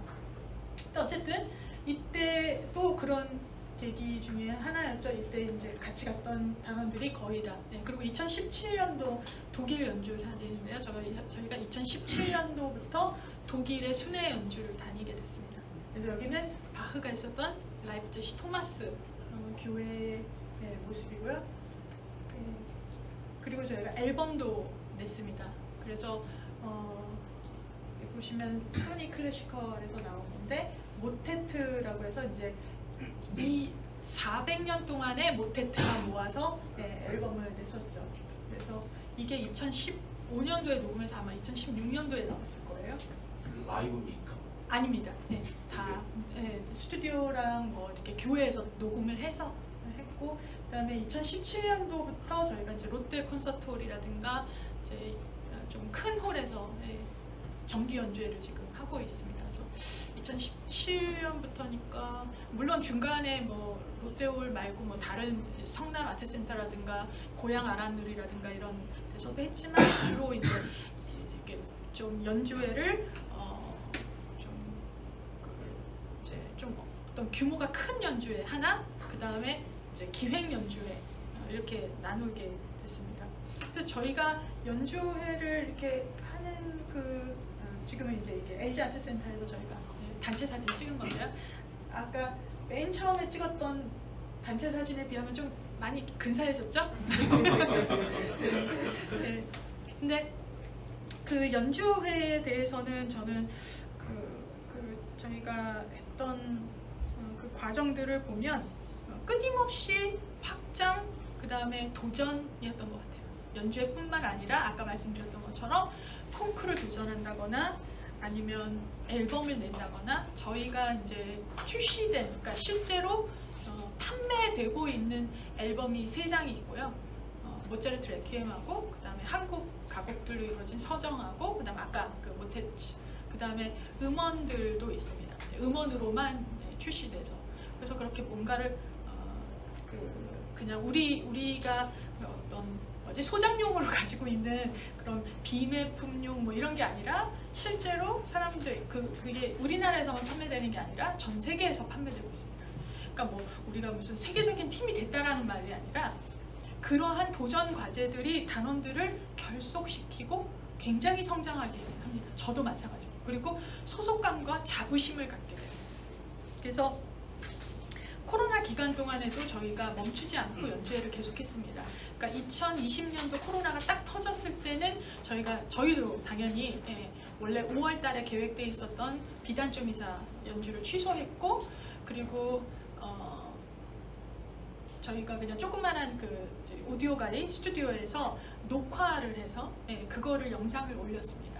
그래서 그동안에 우리가 뭐 자주 불렀던 또 일반 분들이 좋아하시는 뭐 그런 좀 편안한 곡들을 이렇게 녹화해서 편집해서 올리는 그런 거를 좀 하고, 그 다음에 하반기에 롯데 콘서트홀을 대관해서 정기 연주를 이제 미뤄졌던 정기 연주를 했습니다. 어쨌든 끊임없이 뭔가 도전하고 과제를 제시하는 것 굉장히 중요합니다. 정말 제가 그런 생각을 했는데 이렇게 단원들의 욕심이 끝이 없구나 이런 생각을 합니다. 그래서 욕심이 이제 정말 좋은 의미에서의 욕심이죠. 단원들에게 예를 들어서 뭐 한 3년 이상 뭔가 비슷한 걸 계속 하잖아요. 벌써 단원들이 선생님 다른 거 좀 했으면 좋겠습니다 이렇게 얘기해요. 우리 이제 이거 할 때쯤 되지 않습니까? 이렇게 얘기해요. 소름 막 나보다 더 막 우리 이제 이거 할 때쯤 되지 않았어. 그러니까 그런 어떤 그 자부심, 그런 것들이 이 단체에 계속 있고 싶어하는, 또 헌신하게 하는 그런 조건이 되지 않나 싶습니다. 그 다음에는 이제 재정에 대한 얘기인데 되게 중요한 얘기죠. 재정에 대해서는 정말 할 말 많은데요. 저희가 초창기에는요 회비를 받았습니다. 한 달에 3만 원씩. 네. 그 당시는 꽤 커요. 네. 지금 생각해보면 지금도 3만 원씩 내라 그러면 입이 나올걸요. 근데 그 당시에 3만 원씩 냈어요. 왜냐하면 그때는 저도 마찬가지로 저는 5만 원씩 냈습니다. 그래서 제가 말하고자 하는 합창단은 제가 그 바솔리센 서울과 같이 시작했다고 말씀드렸잖아요. 사실 바솔리센 서울은 처음에 시작했을 때 그냥 일반 가정집에서 연습했어요. 교회 성가대실 빌리고 뭐 돈을 그렇게 쓸 여유가 없었고 그냥 연주회 하면 되고 우리가 소수였기 때문에 얼마든지 그냥 그렇게 돈을 들이지 않아도 연습실이 꼭 필요하지 않았습니다. 근데 합창단이 생기면서 연습실이 필요한 거예요. 그래서 그 당시에 그 대일공구 3층에 한 25평 정도 되는 공간이었는데 거기를 월세 60만 원을 내고 빌렸어요. 그래서 바솔리센 서울에서 3분의 1, 그 다음에 콜레기움 보칼레 서울에서 3분의 1, 그 다음 나머지 3분의 1은 거기서 레슨 하시는 선생님들이 부담을 하셨어요. 그래서 우리 콜레기움은 여기 20만 원씩을 매달 내야 되는 거예요. 그래서 제가 이제 단원들한테 그렇게 해야 되기 때문에 회비를 걷었으면 좋겠다. 그리고 이제 뭐 간식이라든가 그 밖에도 뭐 악보를 복사한다거나 여러 가지 돈이 들 일이 많습니다. 문제가 생기기 시작했어요. 안 내는 단원들이 있어요. 네. 그러니까 예를 들어서 이제 회계가 이렇게 막 걷잖아요. 한 달에 한 번씩. 그럼 이제 저한테 선생님 저 오빠는 끝까지 안 내요 이러는 거예요. 근데 그거를 임원진들이 다 알아요. 그러니까 몇 달이 지나니까 불만들이 생기기 시작하는 거예요. 열심히 내는 단원들과 안 내는 단원들 사이에서. 저희가 여기서 한 1년 있다가 제가 그만 이랬어요. 이제 내지 마. 그리고 차라리 뭐라고 얘기했냐면 회비라고 하지 말고 우리 후원금이라고 하자. 그래서 우리 단원들 안에서 기꺼이 우리 합창단을 위해서 우리 합창단 어려운 거 아니까 후원할 사람들은 매달 후원하세요 이랬어요. 자발적으로. 그러면 후원하는 사람들도 조금 더 이게 마음이 이거는 억지로가 아니라 내가 이 단체를 사랑해서 내는 거고 그리고 내지 않는 사람을 뭐라고 하지 않아도 되잖아요. 그래서 그렇게 바꿨어요. 사실 20만 원이 그렇게 큰 돈이 아니었거든요. 어떻게 보면 한 그래도 20명 정도 되는 사람들이 감당하게 사실 뭐 한 10,000원씩만 내도 되잖아요. 그리고 지휘자가 좀 많이 내죠. 뭐 이렇게 생각하고 제가 5만 원 내던 거 한 10만 원 내고 그렇게 해서 단원들이 조금씩 실시일반 모이는 걸로 했어요. 그 중에는 정말 헌신적으로 매달 혹은 뭐 한 몇 달에 한 번씩 그래도 용돈 모은 거 내는 친구들 뭐 아니면 조금 경제적으로 조금 여유 있는 친구들이 좀 내는 걸로 어떻게 연습실비는 그냥 어떻게 됐던 것 같아요. 그 정도는. 근데 그 다음은 연주입니다. 연주. 근데 처음에는 제가 아까 말씀드렸던 것처럼 연주회를 바솔리센 서울이랑 같이 했잖아요. 그러니까 우리가 재정적인 부담이 없었어요. 그리고 심지어는 티켓을 판매금을 그러니까 콜레기움이 다 갖게 했어요. 그것을 합창단 페이로 대신했어요. 그래서 합창단은 그냥 그 돈이 그대로 들어와서 우리 시드머니가 됐던 거예요. 단원들한테 굳이 나눠줄 필요 없으니까 단원들은 뭐 어차피 뭐 돈 내고 지금 나오는 단원들이니까. 그래서 그때부터는 도리어 이제 연습실 비용이 조금 어느 정도 조금 모이고 연습실 비용 또 모이고 이런 식으로 됐던 거죠. 그런 식으로 하고 그 다음에 저희가 2010년도부터는 제가 독립해서 연주했다고 했잖아요. 그 성공회 대성당에서 2010년도에 첫 연주를 했었거든요. 그때는 성공회가 70만 원이면 대관이 됐었어요. 그래서 이제 70만 원, 그러니까 연주에 필요한 그것이 그 다음에 악기 운반, 저희는 항상 파이프 오르간이 필요했으니까 뭐 악기 운반 뭐 이렇게 저렇게 해가지고 제 기억으로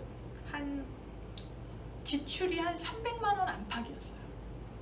그랬는데 저희가 티켓을 3만 원짜리를 팔았거든요. 3만 원짜리인데 그것을 할인을 해서 단원들한테 제가 무조건 2장씩을, 지금도 똑같아요. 단원 모든 연주자들, 기악 연주자들 포함해서 모든 연주자들에게 원하면 2장씩 R석을 줘요. 그래서 가장 좋은 자리에 앉혀요. 대부분이 가족들이죠. 가장 좋은 자리에 앉게 하고, 그 다음에 추가로는 다 무조건 티켓을 사게 했어요. 30%. 저도 티켓을 샀어요. 그래서 초기부터 단원들에게 주변 사람들을 데리고 오게 하지 않고 티켓을 팔게 했어요. 그럴 만한 가치가 있는 연주를 만들어야 돼요. 대신에 주변 사람들한테 생각했을 때, 야, 대부분은 그래도 단원들이 또 자기가 사요. 자기가 사서 성가대원들을 초대합니다. 그런데 단원들이 그 돈을 자기가 사서 내서 데리고 올 정도로 이 연주를 보여주고 싶은 거예요. 이거 한번 들어봐라. 근데 정말 감사한 건 그렇게 해서 안 치워놓잖아요. 그럼 다음번에는 티켓을 사서 와요.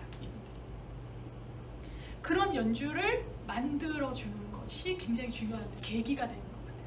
그래서 저희가 첫 번째 연주를 딱 끝났는데 어떻게 될게요? 300만 원 정도 들고 지출하고 수입이 300만 원 정도 나왔어요.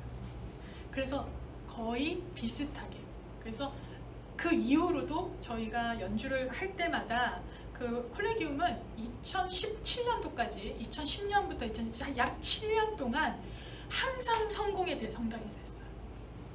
그래서 성공의 대성당에서 1년에 2번 정도 연주를 했어요. 그 교회음악 연주 시리즈를 1년에 2번 정도 했는데 항상 플러스 마이너스 몇십만 원 수준이었어요. 그래서 저는 여러분들한테 별로 그렇게 막 빌려서 막 이러지 않으셨으면 좋겠어요. 처음에 몇 년 동안은 그러면 연주회가 부담이 없어요. 연주회를 하는 데에 대해서. 그리고 성공의 대성당이 지금은 조금 오르긴 했습니다만 연주회 장소로도 손색이 없었어요. 그러니까 불편한 부분들은 있죠. 뭐 기둥이 있고 뭐 주차 불편하고 이런 거는 다 감안하고 우리가 하는 교회 음악에 굉장히 적합했고, 그리고 또 한 가지는 우리는 지금 단원들 중에서 굉장히 많은 수가 가톨릭 신자예요. 그런데 성공의 대성당에서 하잖아요. 그러면 가톨릭 신자들도 오기가 거부감이 없고, 개신교 신자들도 오기가, 왜냐면 개신교잖아요. 성공에 거부감이 없어요. 근데 초창기에는 진짜 잘 모르시는 분은 성당에서 해? 막 이런 거부감이 있었어요. 그래서 제가 잘 설명드리라 했어요. 영국 성공에는 개신교다. 그래서 저희는 좀 특수성이 있어서 그래서 성공의 성당에서 한 이유도 좀 있습니다. 그리고 두 번째는 아까 말씀드렸던 것처럼 그런 재정적인 이유예요. 그래서 7년 동안을 저희는 연주회를 하면서 큰 부담이 없었어요. 어쨌든 그래도 200~300명은 늘 왔었으니까 200~300명 중에서 적어도 한 100명에서 150명 이상은 티켓을 사서 왔어요. 그것이 단원들이 돈을 냈던 혹은 제가 제 돈 내서 초청을 했던 어쨌든 단체의 수입으로 들어가게 되는 거죠. 그래서 연주회 자체는 크게 어떤 출혈이라든가 그런 거 없이 이루어질 수 있게 했습니다. 당시는 그렇게 시작했어요. 그런데 제가 2016년도에 바솔리센 서울로 나오고 그 다음에 콜레기움에만 집중을 하게 되면서 박솔리센 서울에서 했던 어떤 연주회의 퀄리티를 이제 콜레기움에 좀 구현을 하려고 했어요. 그게 이제 2016년도에 LG 아트센터를 처음으로 가게 됐어요. 2016년인가 2015년인가 뭐 그랬을 거예요. LG 아트센터 2016년인 것 같아요. 처음으로 이제 연주를 하게 됐는데 그런 큰 홀에서 연주를 처음 했던 거예요. 그때부터 이제 재정적인 압박이라든가 부담이 있었죠.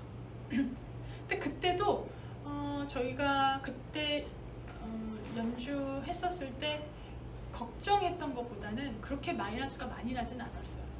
그리고 저희가 그때 브람스 가지고 연주했었는데 그때 저희가 기금을 탔던 걸로 기억을 해요.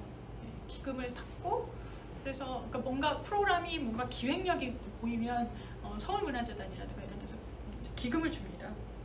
그래서 저는 그때부터는 이제 저희는 이제 기금의 인생에 접어들어서 맨날 기금만 들여다봅니다.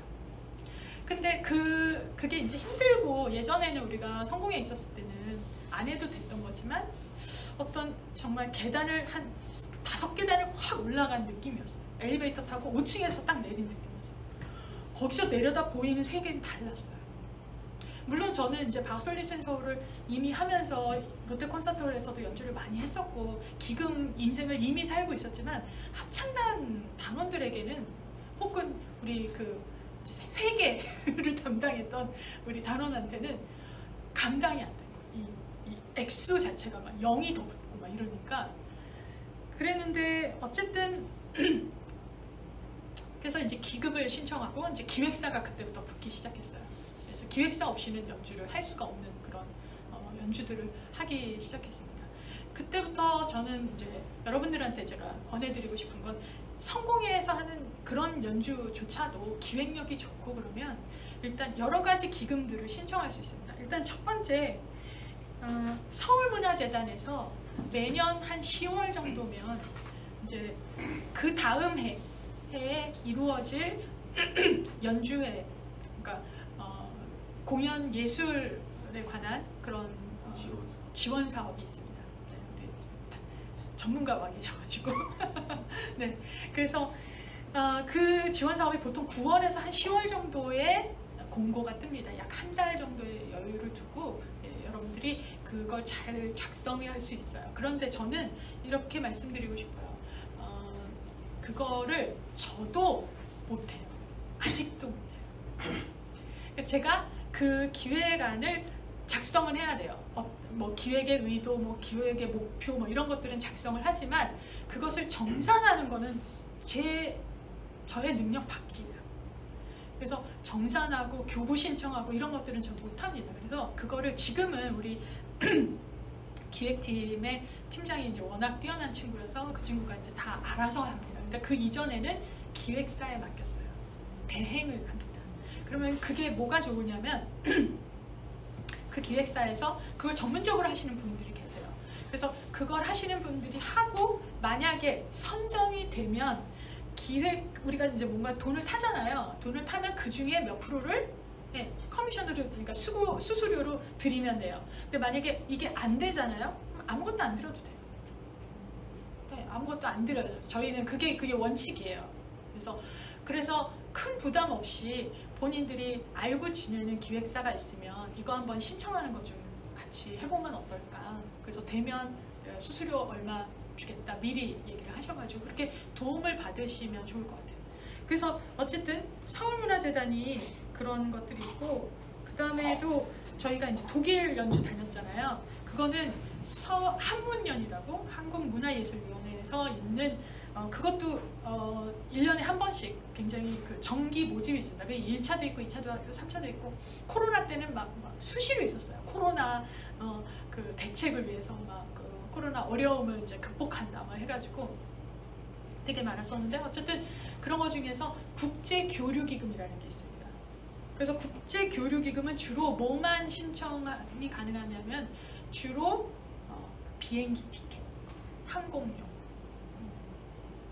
주로 항공료나 이제 거기 숙박 뭐 이런 것들을 신청할 수 있어요. 그래서 저희가 이제 독일 순회를 다니잖아요. 그러면 대부분이 이제 독일 교회를 다닙니다. 독일 교회들을 다니는데 그 독일 교회에서 우리한테 페이를 줄 수 있는 게 한계가 있잖아요. 그러니까 그 페이로는 우리가 뭐 이런 걸 감당할 수가 없어요. 근데 그걸 통해서 이렇게 모으면 한 5번 정도 연주를 하거든요. 5번 정도를 모아서 한 3분의 1 마련하고, 그 다음에 국제교류기금에서 한 3분의 1 마련하고, 그 다음에 그때마다 주님의 은혜로 후원금들이 가족들이 조금 후원해 주시거나, 우리 단원들의 가족들 혹은 저의 가족들이 후원을 해 주시거나 해서 한 3분의 1을 마련하고 해가지고 아주 정말 어렵게 갔다 옵니다. 단원들이 정말 고생 많이 해요. 근데 갔다 오면 정말 많이 뿌듯하고, 꼭 선교여행 갔다 온 것 같아요. 그러니까 독일 사람들 앞에서 독일 음악으로 선교하고 온 것 같아요. 그래서 막 할머니도 막 울고 막, 네. 그리고 또 한국 음악 연주해드리면 굉장히 좋아하시고, 그래서 그것을 저는 이제 뭐랄까 단원들에게 주는 포상 같은 그런 느낌이었어요. 그래서 지금은 이제 코로나 때문에 멈추고 있다가 내년에 이제 다시 한번 하려고 합니다. 그 다음에 이제 저희가 여기가 콜레기움 보컬레서 연습 장소거든요.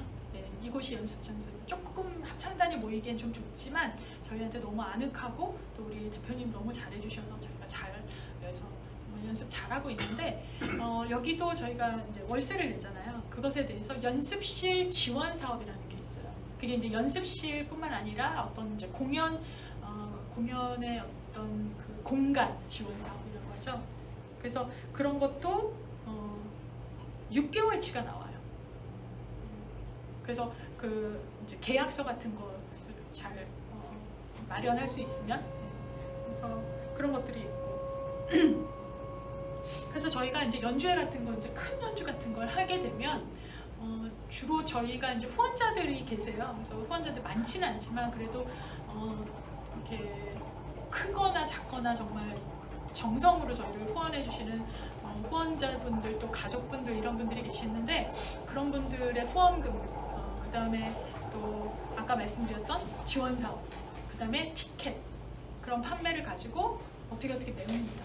그리고 저희 같은 경우는 이제 또 초청 연주가 좀 많습니다. 그래서 올해 같은 경우도 지금 상반기는 이제 끝났고 주로 하반기에 이제 초청 연주들이 많은데 초청 연주 같은 거 하게 되면은 이제 페이가 나오잖아요. 그 페이가 나오면 단원들한테 원래 이제 주기로 한 페이들을 주고 돈이 좀 남아요. 네. 어떤 때는 많이 남고 어떤 때는 조금 남고 어떤 때는 모자라고. 그래서 그런 것들을 이렇게 조율해서 남으면 잘 보관해 놨다가 다음번 큰 연주할 때 보탬이 되게끔 하고 그렇게 해서 이제 살림을 이렇게 꾸려 나갑니다.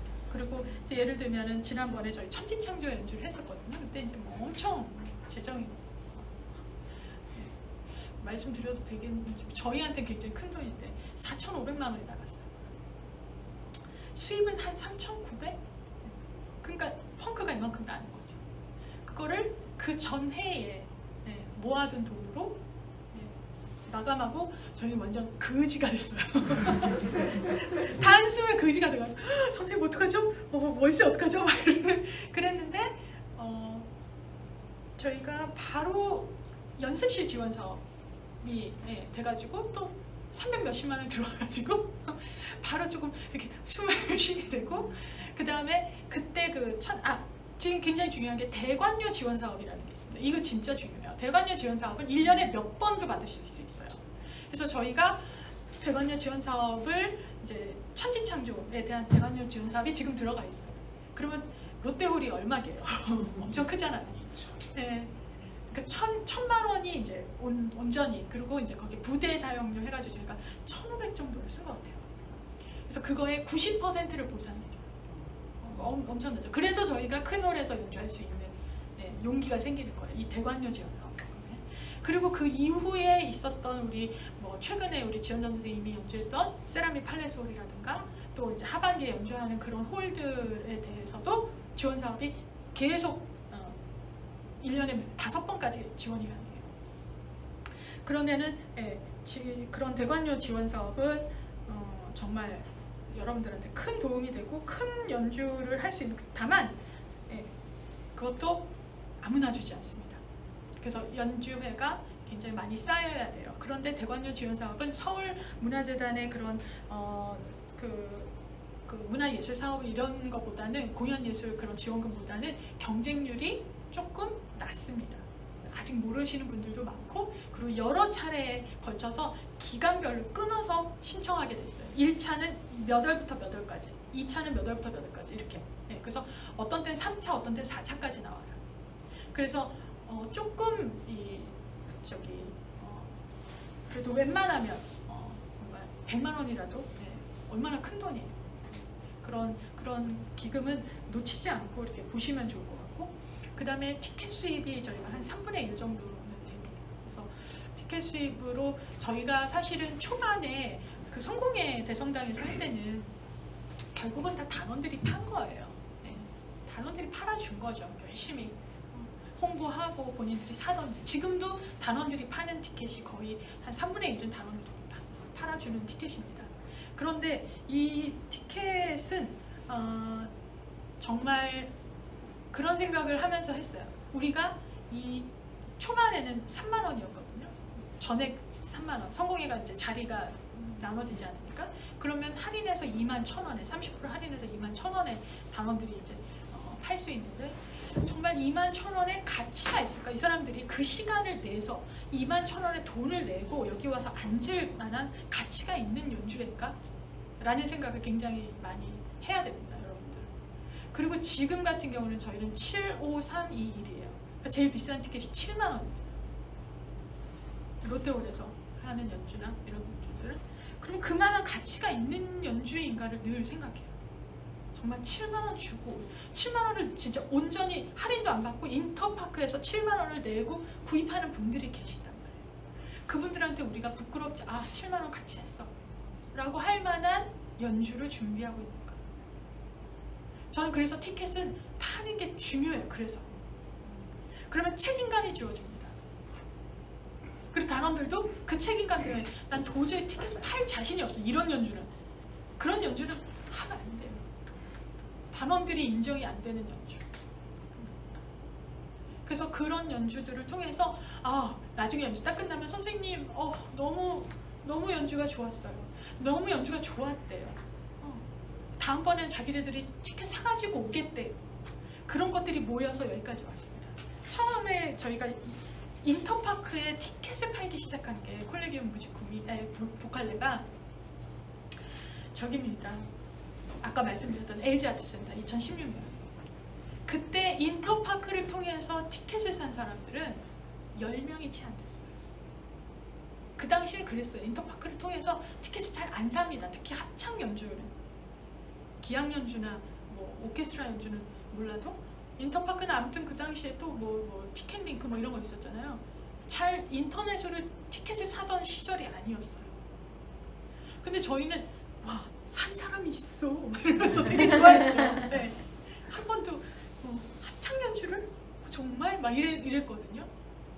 그걸 계속 지속해서 인터파크를 통해서 혹은 티켓 링크를 통해서 어쨌든 인터넷을 통해서 파는 것을 계속 유지합니다. 지금도 그렇게 많지는 않지만 그래도 한 전체, 그러니까 그 유료 관객의 한 3분의 1 정도는 인터넷을 통해서 사요. 그래서 그런 어떤 그 인터넷을 통해서 산다는 얘기는 둘 중에 하나입니다. 우리를 정말 좋아해서, 아니면 이 연주에 관심이 있어서. 그렇죠? 그러니까 우리의 팬이거나 아니면은 매니아거나, 그렇죠? 이 연주에 관심이 있는 사람. 그런 사람들이 그 돈을 내고 인터넷을 뒤져서 찾아서 오게끔 하는 연주. 그게 굉장히 중요한 거라고 생각합니다. 네. 그럼 이제 마지막으로 민간합창단과 제가 이제 시립을 경험한 지 얼마 안 됐지만 이렇게 한 몇 달 해보니까 이런 차이가 있구나 라는 걸 좀 느끼겠는데요. 민간단체는 확실히 자유롭죠, 분위기가. 돈의 구속을 안 받습니다, 서로 간에. 우리는 어떤 연주는, 그러니까 단원들이 아예 처음부터 공지를 받는 연주가 있고 안 받는 연주가 있습니다. 그러니까 예를 들면 어떤 연주는 이거는 페이가 얼마다라고 공지를 해요. 연습 몇 번, 어디서 어떻게 연주하고, 그다음 페이가 얼마. 그거는 이제 오브리인 경우는 그렇게 합니다. 근데 우리 단체가 어디에 초청받는 경우는 그것도 공지를 안 해요, 페이를. 그냥 공지할 필요가 없어요. 단원들이 궁금해하지 않아요. 콜레기움이 통째로 가서 하는 연주는 페이를 안 받아도 상관이 없어요, 이들한테. 그래서 나중에 통장에 들어오면 페이가 있었네? 이런대요. 그리고 정기 연주는 당연히 페이가 없다고 생각해요. 정기 연주, 그 다음에 기획 연주 이런 것들은 기본적으로 페이가 없어요. 그런데 제가 이제 몇 번의 정기 연주나 기획 연주 때 페이를 계속 보냈어요. 그게 추가로 더 큰 비용이 들지만 그래도 단원들이 오며 가면서 쓴 돈 정도는 보전해주고 싶었어요. 교통비, 또 어떤 단원들은 아이를 보게 하기 위해서 베이비시터를 고용하고 나와요. 그런 돈까지는 보존이 안 되지만 그래도 오며 가며 교통비, 밥 먹고 커피 마시고 한 거 정도는 보존을 해주고 싶었어요. 그래서 그런 돈들을 이제 페이로 몇 년 전부터는 정말 뭐 말도 안 되는 페이지만 그래도 성의 표현을 하고 있지만 그게 전체 비용으로 봤을 때는 큰 포션이긴 하지만 그래도 죽고 사는 문제는 아니거든요. 어차피 큰 돈이 드는 연주거든요. 그래서 차라리 어차피 큰 돈 드는 거 단원들한테 그 보존은 해주자 해가지고 하고는 있는데 여전히 쉽지는 않지만 그래도 어쨌든 단원들은 굉장히 서프라이즈 하는 어떤 기프티콘 받은 그런 느낌이라고 하더라고요. 너무 기분 좋고 감사하다고. 당연히 안 받는 거라고 생각했는데 이렇게 선생님 어쨌든 단체에서 이렇게 신경 써주는 거 고맙다고 그렇게 얘기를 해줘서 저도 너무 감사하죠. 근데 어쨌든 간에 그런 부분에 있어서 서로 그런 인간적인 신뢰와 음악만이 중심에 있기 때문에 굉장히 유연하다고 볼 수 있죠. 그리고 시스템도 되게 유연해요. 내가 어쨌든 지휘자를 중심으로 조금 이렇게 유연하게 조금 이렇게 느슨하게 움직이기 때문에 이런 거 이번에 이렇게 할까? 그러면은 다들 사람들이 그렇게 하시죠? 그렇게 할 수가 있는데 시립단체는 조금 관례라는 게 있는 것 같아요. 기존에 이렇게 해왔기 때문에 이렇게 하는 게 좋겠습니다. 어떤 부분에 있어서는 그러니까 약간 좀 한 이만큼은 저에게 자유가 주어져요. 이 안에서는 얼마든지 뭘 해도 돼. 근데 여기서 조금이라도 나가려면 못 나가. 근데 뭐랄까 민간단체는 그 폭이 훨씬 넓죠. 대신에 많이 헐거워요. 많이 헐겁고 내가 막 부지런히 막 해야 되는 게 많지만 시립단체는 조금 내가 할 수 있는 것이 좁긴 하지만 이 안에서는 굉장히 굳건하게 내가 할 수 있어요. 뭘 한다 그러면 쫙 와서 달라붙고 도와주고 일이 이루어지죠. 그런 어떤 차이가 있지 않나. 그리고 이제 민간단체는 어쨌든 프로그램을 선정하는 데 있어서도 훨씬 용이해요. 어쨌든 제가 일단 하고자 하는 연주들 이런 것들에 대해서 제가 고려해야 되는 그 이슈가 다른 것 같아요. 적어도 저희는 종교성에 대한 이슈는 없으니까 우리는 얼마든지 교회 음악, 순환곡 이런 거 자유롭게 할 수 있어요. 그리고 우리가 하고 싶은 연주만 하고 하기 싫으면 안 해도 돼요. 그쵸? 이번 올해는 그냥 기획연주 건너뛰지 이래도 돼요. 코로나 때문에 힘든데 그래도 돼요. 누가 뭐라 안 해요. 다만 우리 안에서 그래도 이런 걸 하기로 했으니까 하시죠 이럴 수 있는데 시립은 그런 게 없죠. 부천 시립은 매달 연주가 있습니다. 1년 12번. 도장 깨고 있는 느낌. 그래서 제가 하기 싫다고 안 해도 되는 연주가 아닌 거예요. 무조건 해야 돼요. 월급을 받았으니까 해야 돼요. 그리고 그 연주들마다는 대상이 명확해요. 시민들이에요. 그러니까 시민들을 대상으로 하는가 아니면 우리들의 팬이나 매니아를 대상으로 하는가 너무 달라요. 그래서 저는 부천 시립도 좀 투톱으로 나눠서 매니아를 대상으로 하는 연주와 시민들을 대상으로 하는 연주를 나눠서 하고 있어요. 그래서 매니아를 대상으로 하는 단체는 조금 더 하는 프로그램은 조금 더 전문적이고 부천 시립이 잘 할 수 있는 레파토리. 그래서 그걸 통해서 그래도 부천시 안에 있는 혹은 부천시 밖에서라도 우리들의 팬층을 조금 두텁게 음악을 좋아하는 매니아층들을 끌어당기는 힘을 좀 발휘하고 그 다음에 이제 시민들을 대상으로 해야 되는 연주들은 확실히 시민 친화적으로 가야 돼요. 어린이 음악에 대한 어린이들이 좋아할 음악을 하고 청소년들이 유익한 음악을 하고 그런 투톱으로 이렇게 투톱이 아니지 두 갈래로 투트랙 죄송합니다. 투트랙으로 이렇게 가야 된다 그런 생각을 하고 있습니다. 그리고 민간단체의 이제 또 좋은 점은 단원들을 선발하는 데 있어서 일단 제가 창단했잖아요. 그러니까 제가 다 뽑은 단원들이에요. 그러니까 제가 저 친구의 성향이라든가 저 친구의 소리를 알아요. 그리고 저 친구의 소리를 원해서 뽑았어요. 그래서 비슷한 사람들끼리 모여 있어요. 한마디로 그냥 김선아 빠들이 모여 있는 거예요. 그리고 바로크 음악에 적합한 친구들이 모여 있어요. 그래서 이 음악을 내가 어떤 레파토리를 하겠다 하면 상상할 수 있어요. 이게 완성도가 어느 정도 나오고 몇 번 연습하면 어떻게 제가 예측 가능해요. 그리고 사운드도 예측 가능해요. 근데 시립은 아니에요. 난 아직 내가 뽑은 사람이 한 명도 없어요. 내가 뽑지 않은 분들이에요. 그러니까 나의 개인적인 취향하고 전혀 상관없는 분들이 앉아 계세요.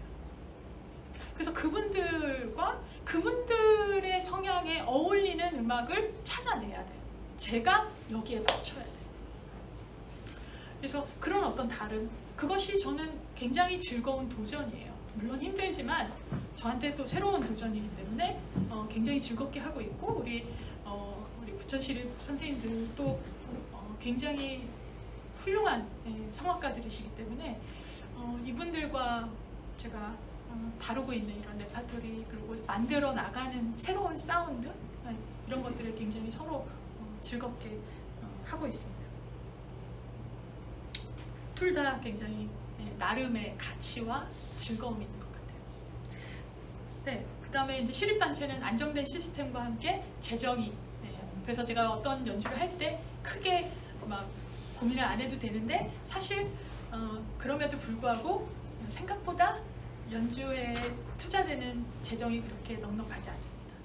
네, 일단은 여기까지 제가 여러분들에게 이제 마감을 할 때가 됐는데요. 시간이 많이 흘러가지고 여러분들께, 혹은 지금 이 영상을 보고 계신 많은 분들께 드리고 싶은 말씀은,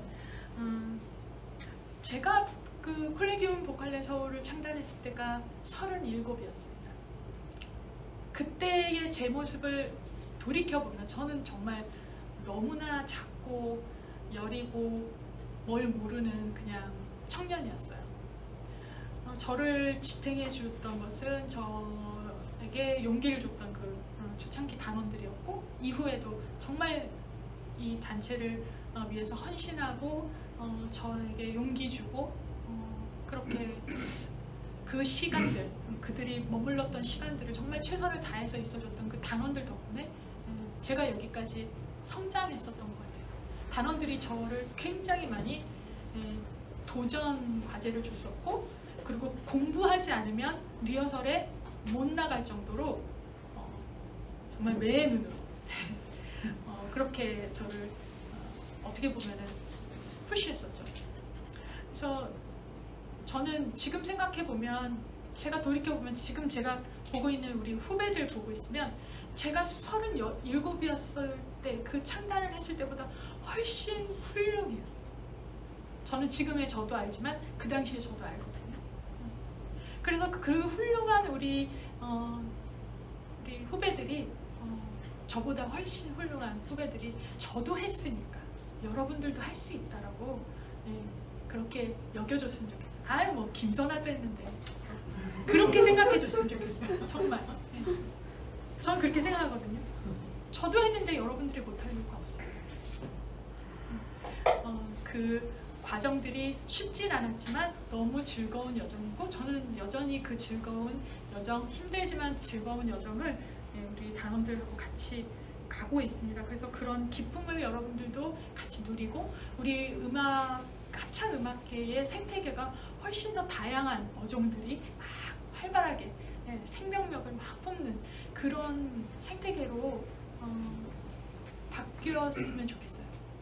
그래서 여러분들께서 그러고 나서 시립이라든가 더 큰 단체로 갔었을 때 여러분들의 그 정체성을, 고유의 정체성, 누구는 뭐지, 이 사람은 이거지 라고 얘기할 수 있는 그런 음악가로 성장해서 어느 단체에 가서도 그 정체성을 기반으로 해서 더 큰 나무로 성장하시기를 그렇게 기원드립니다.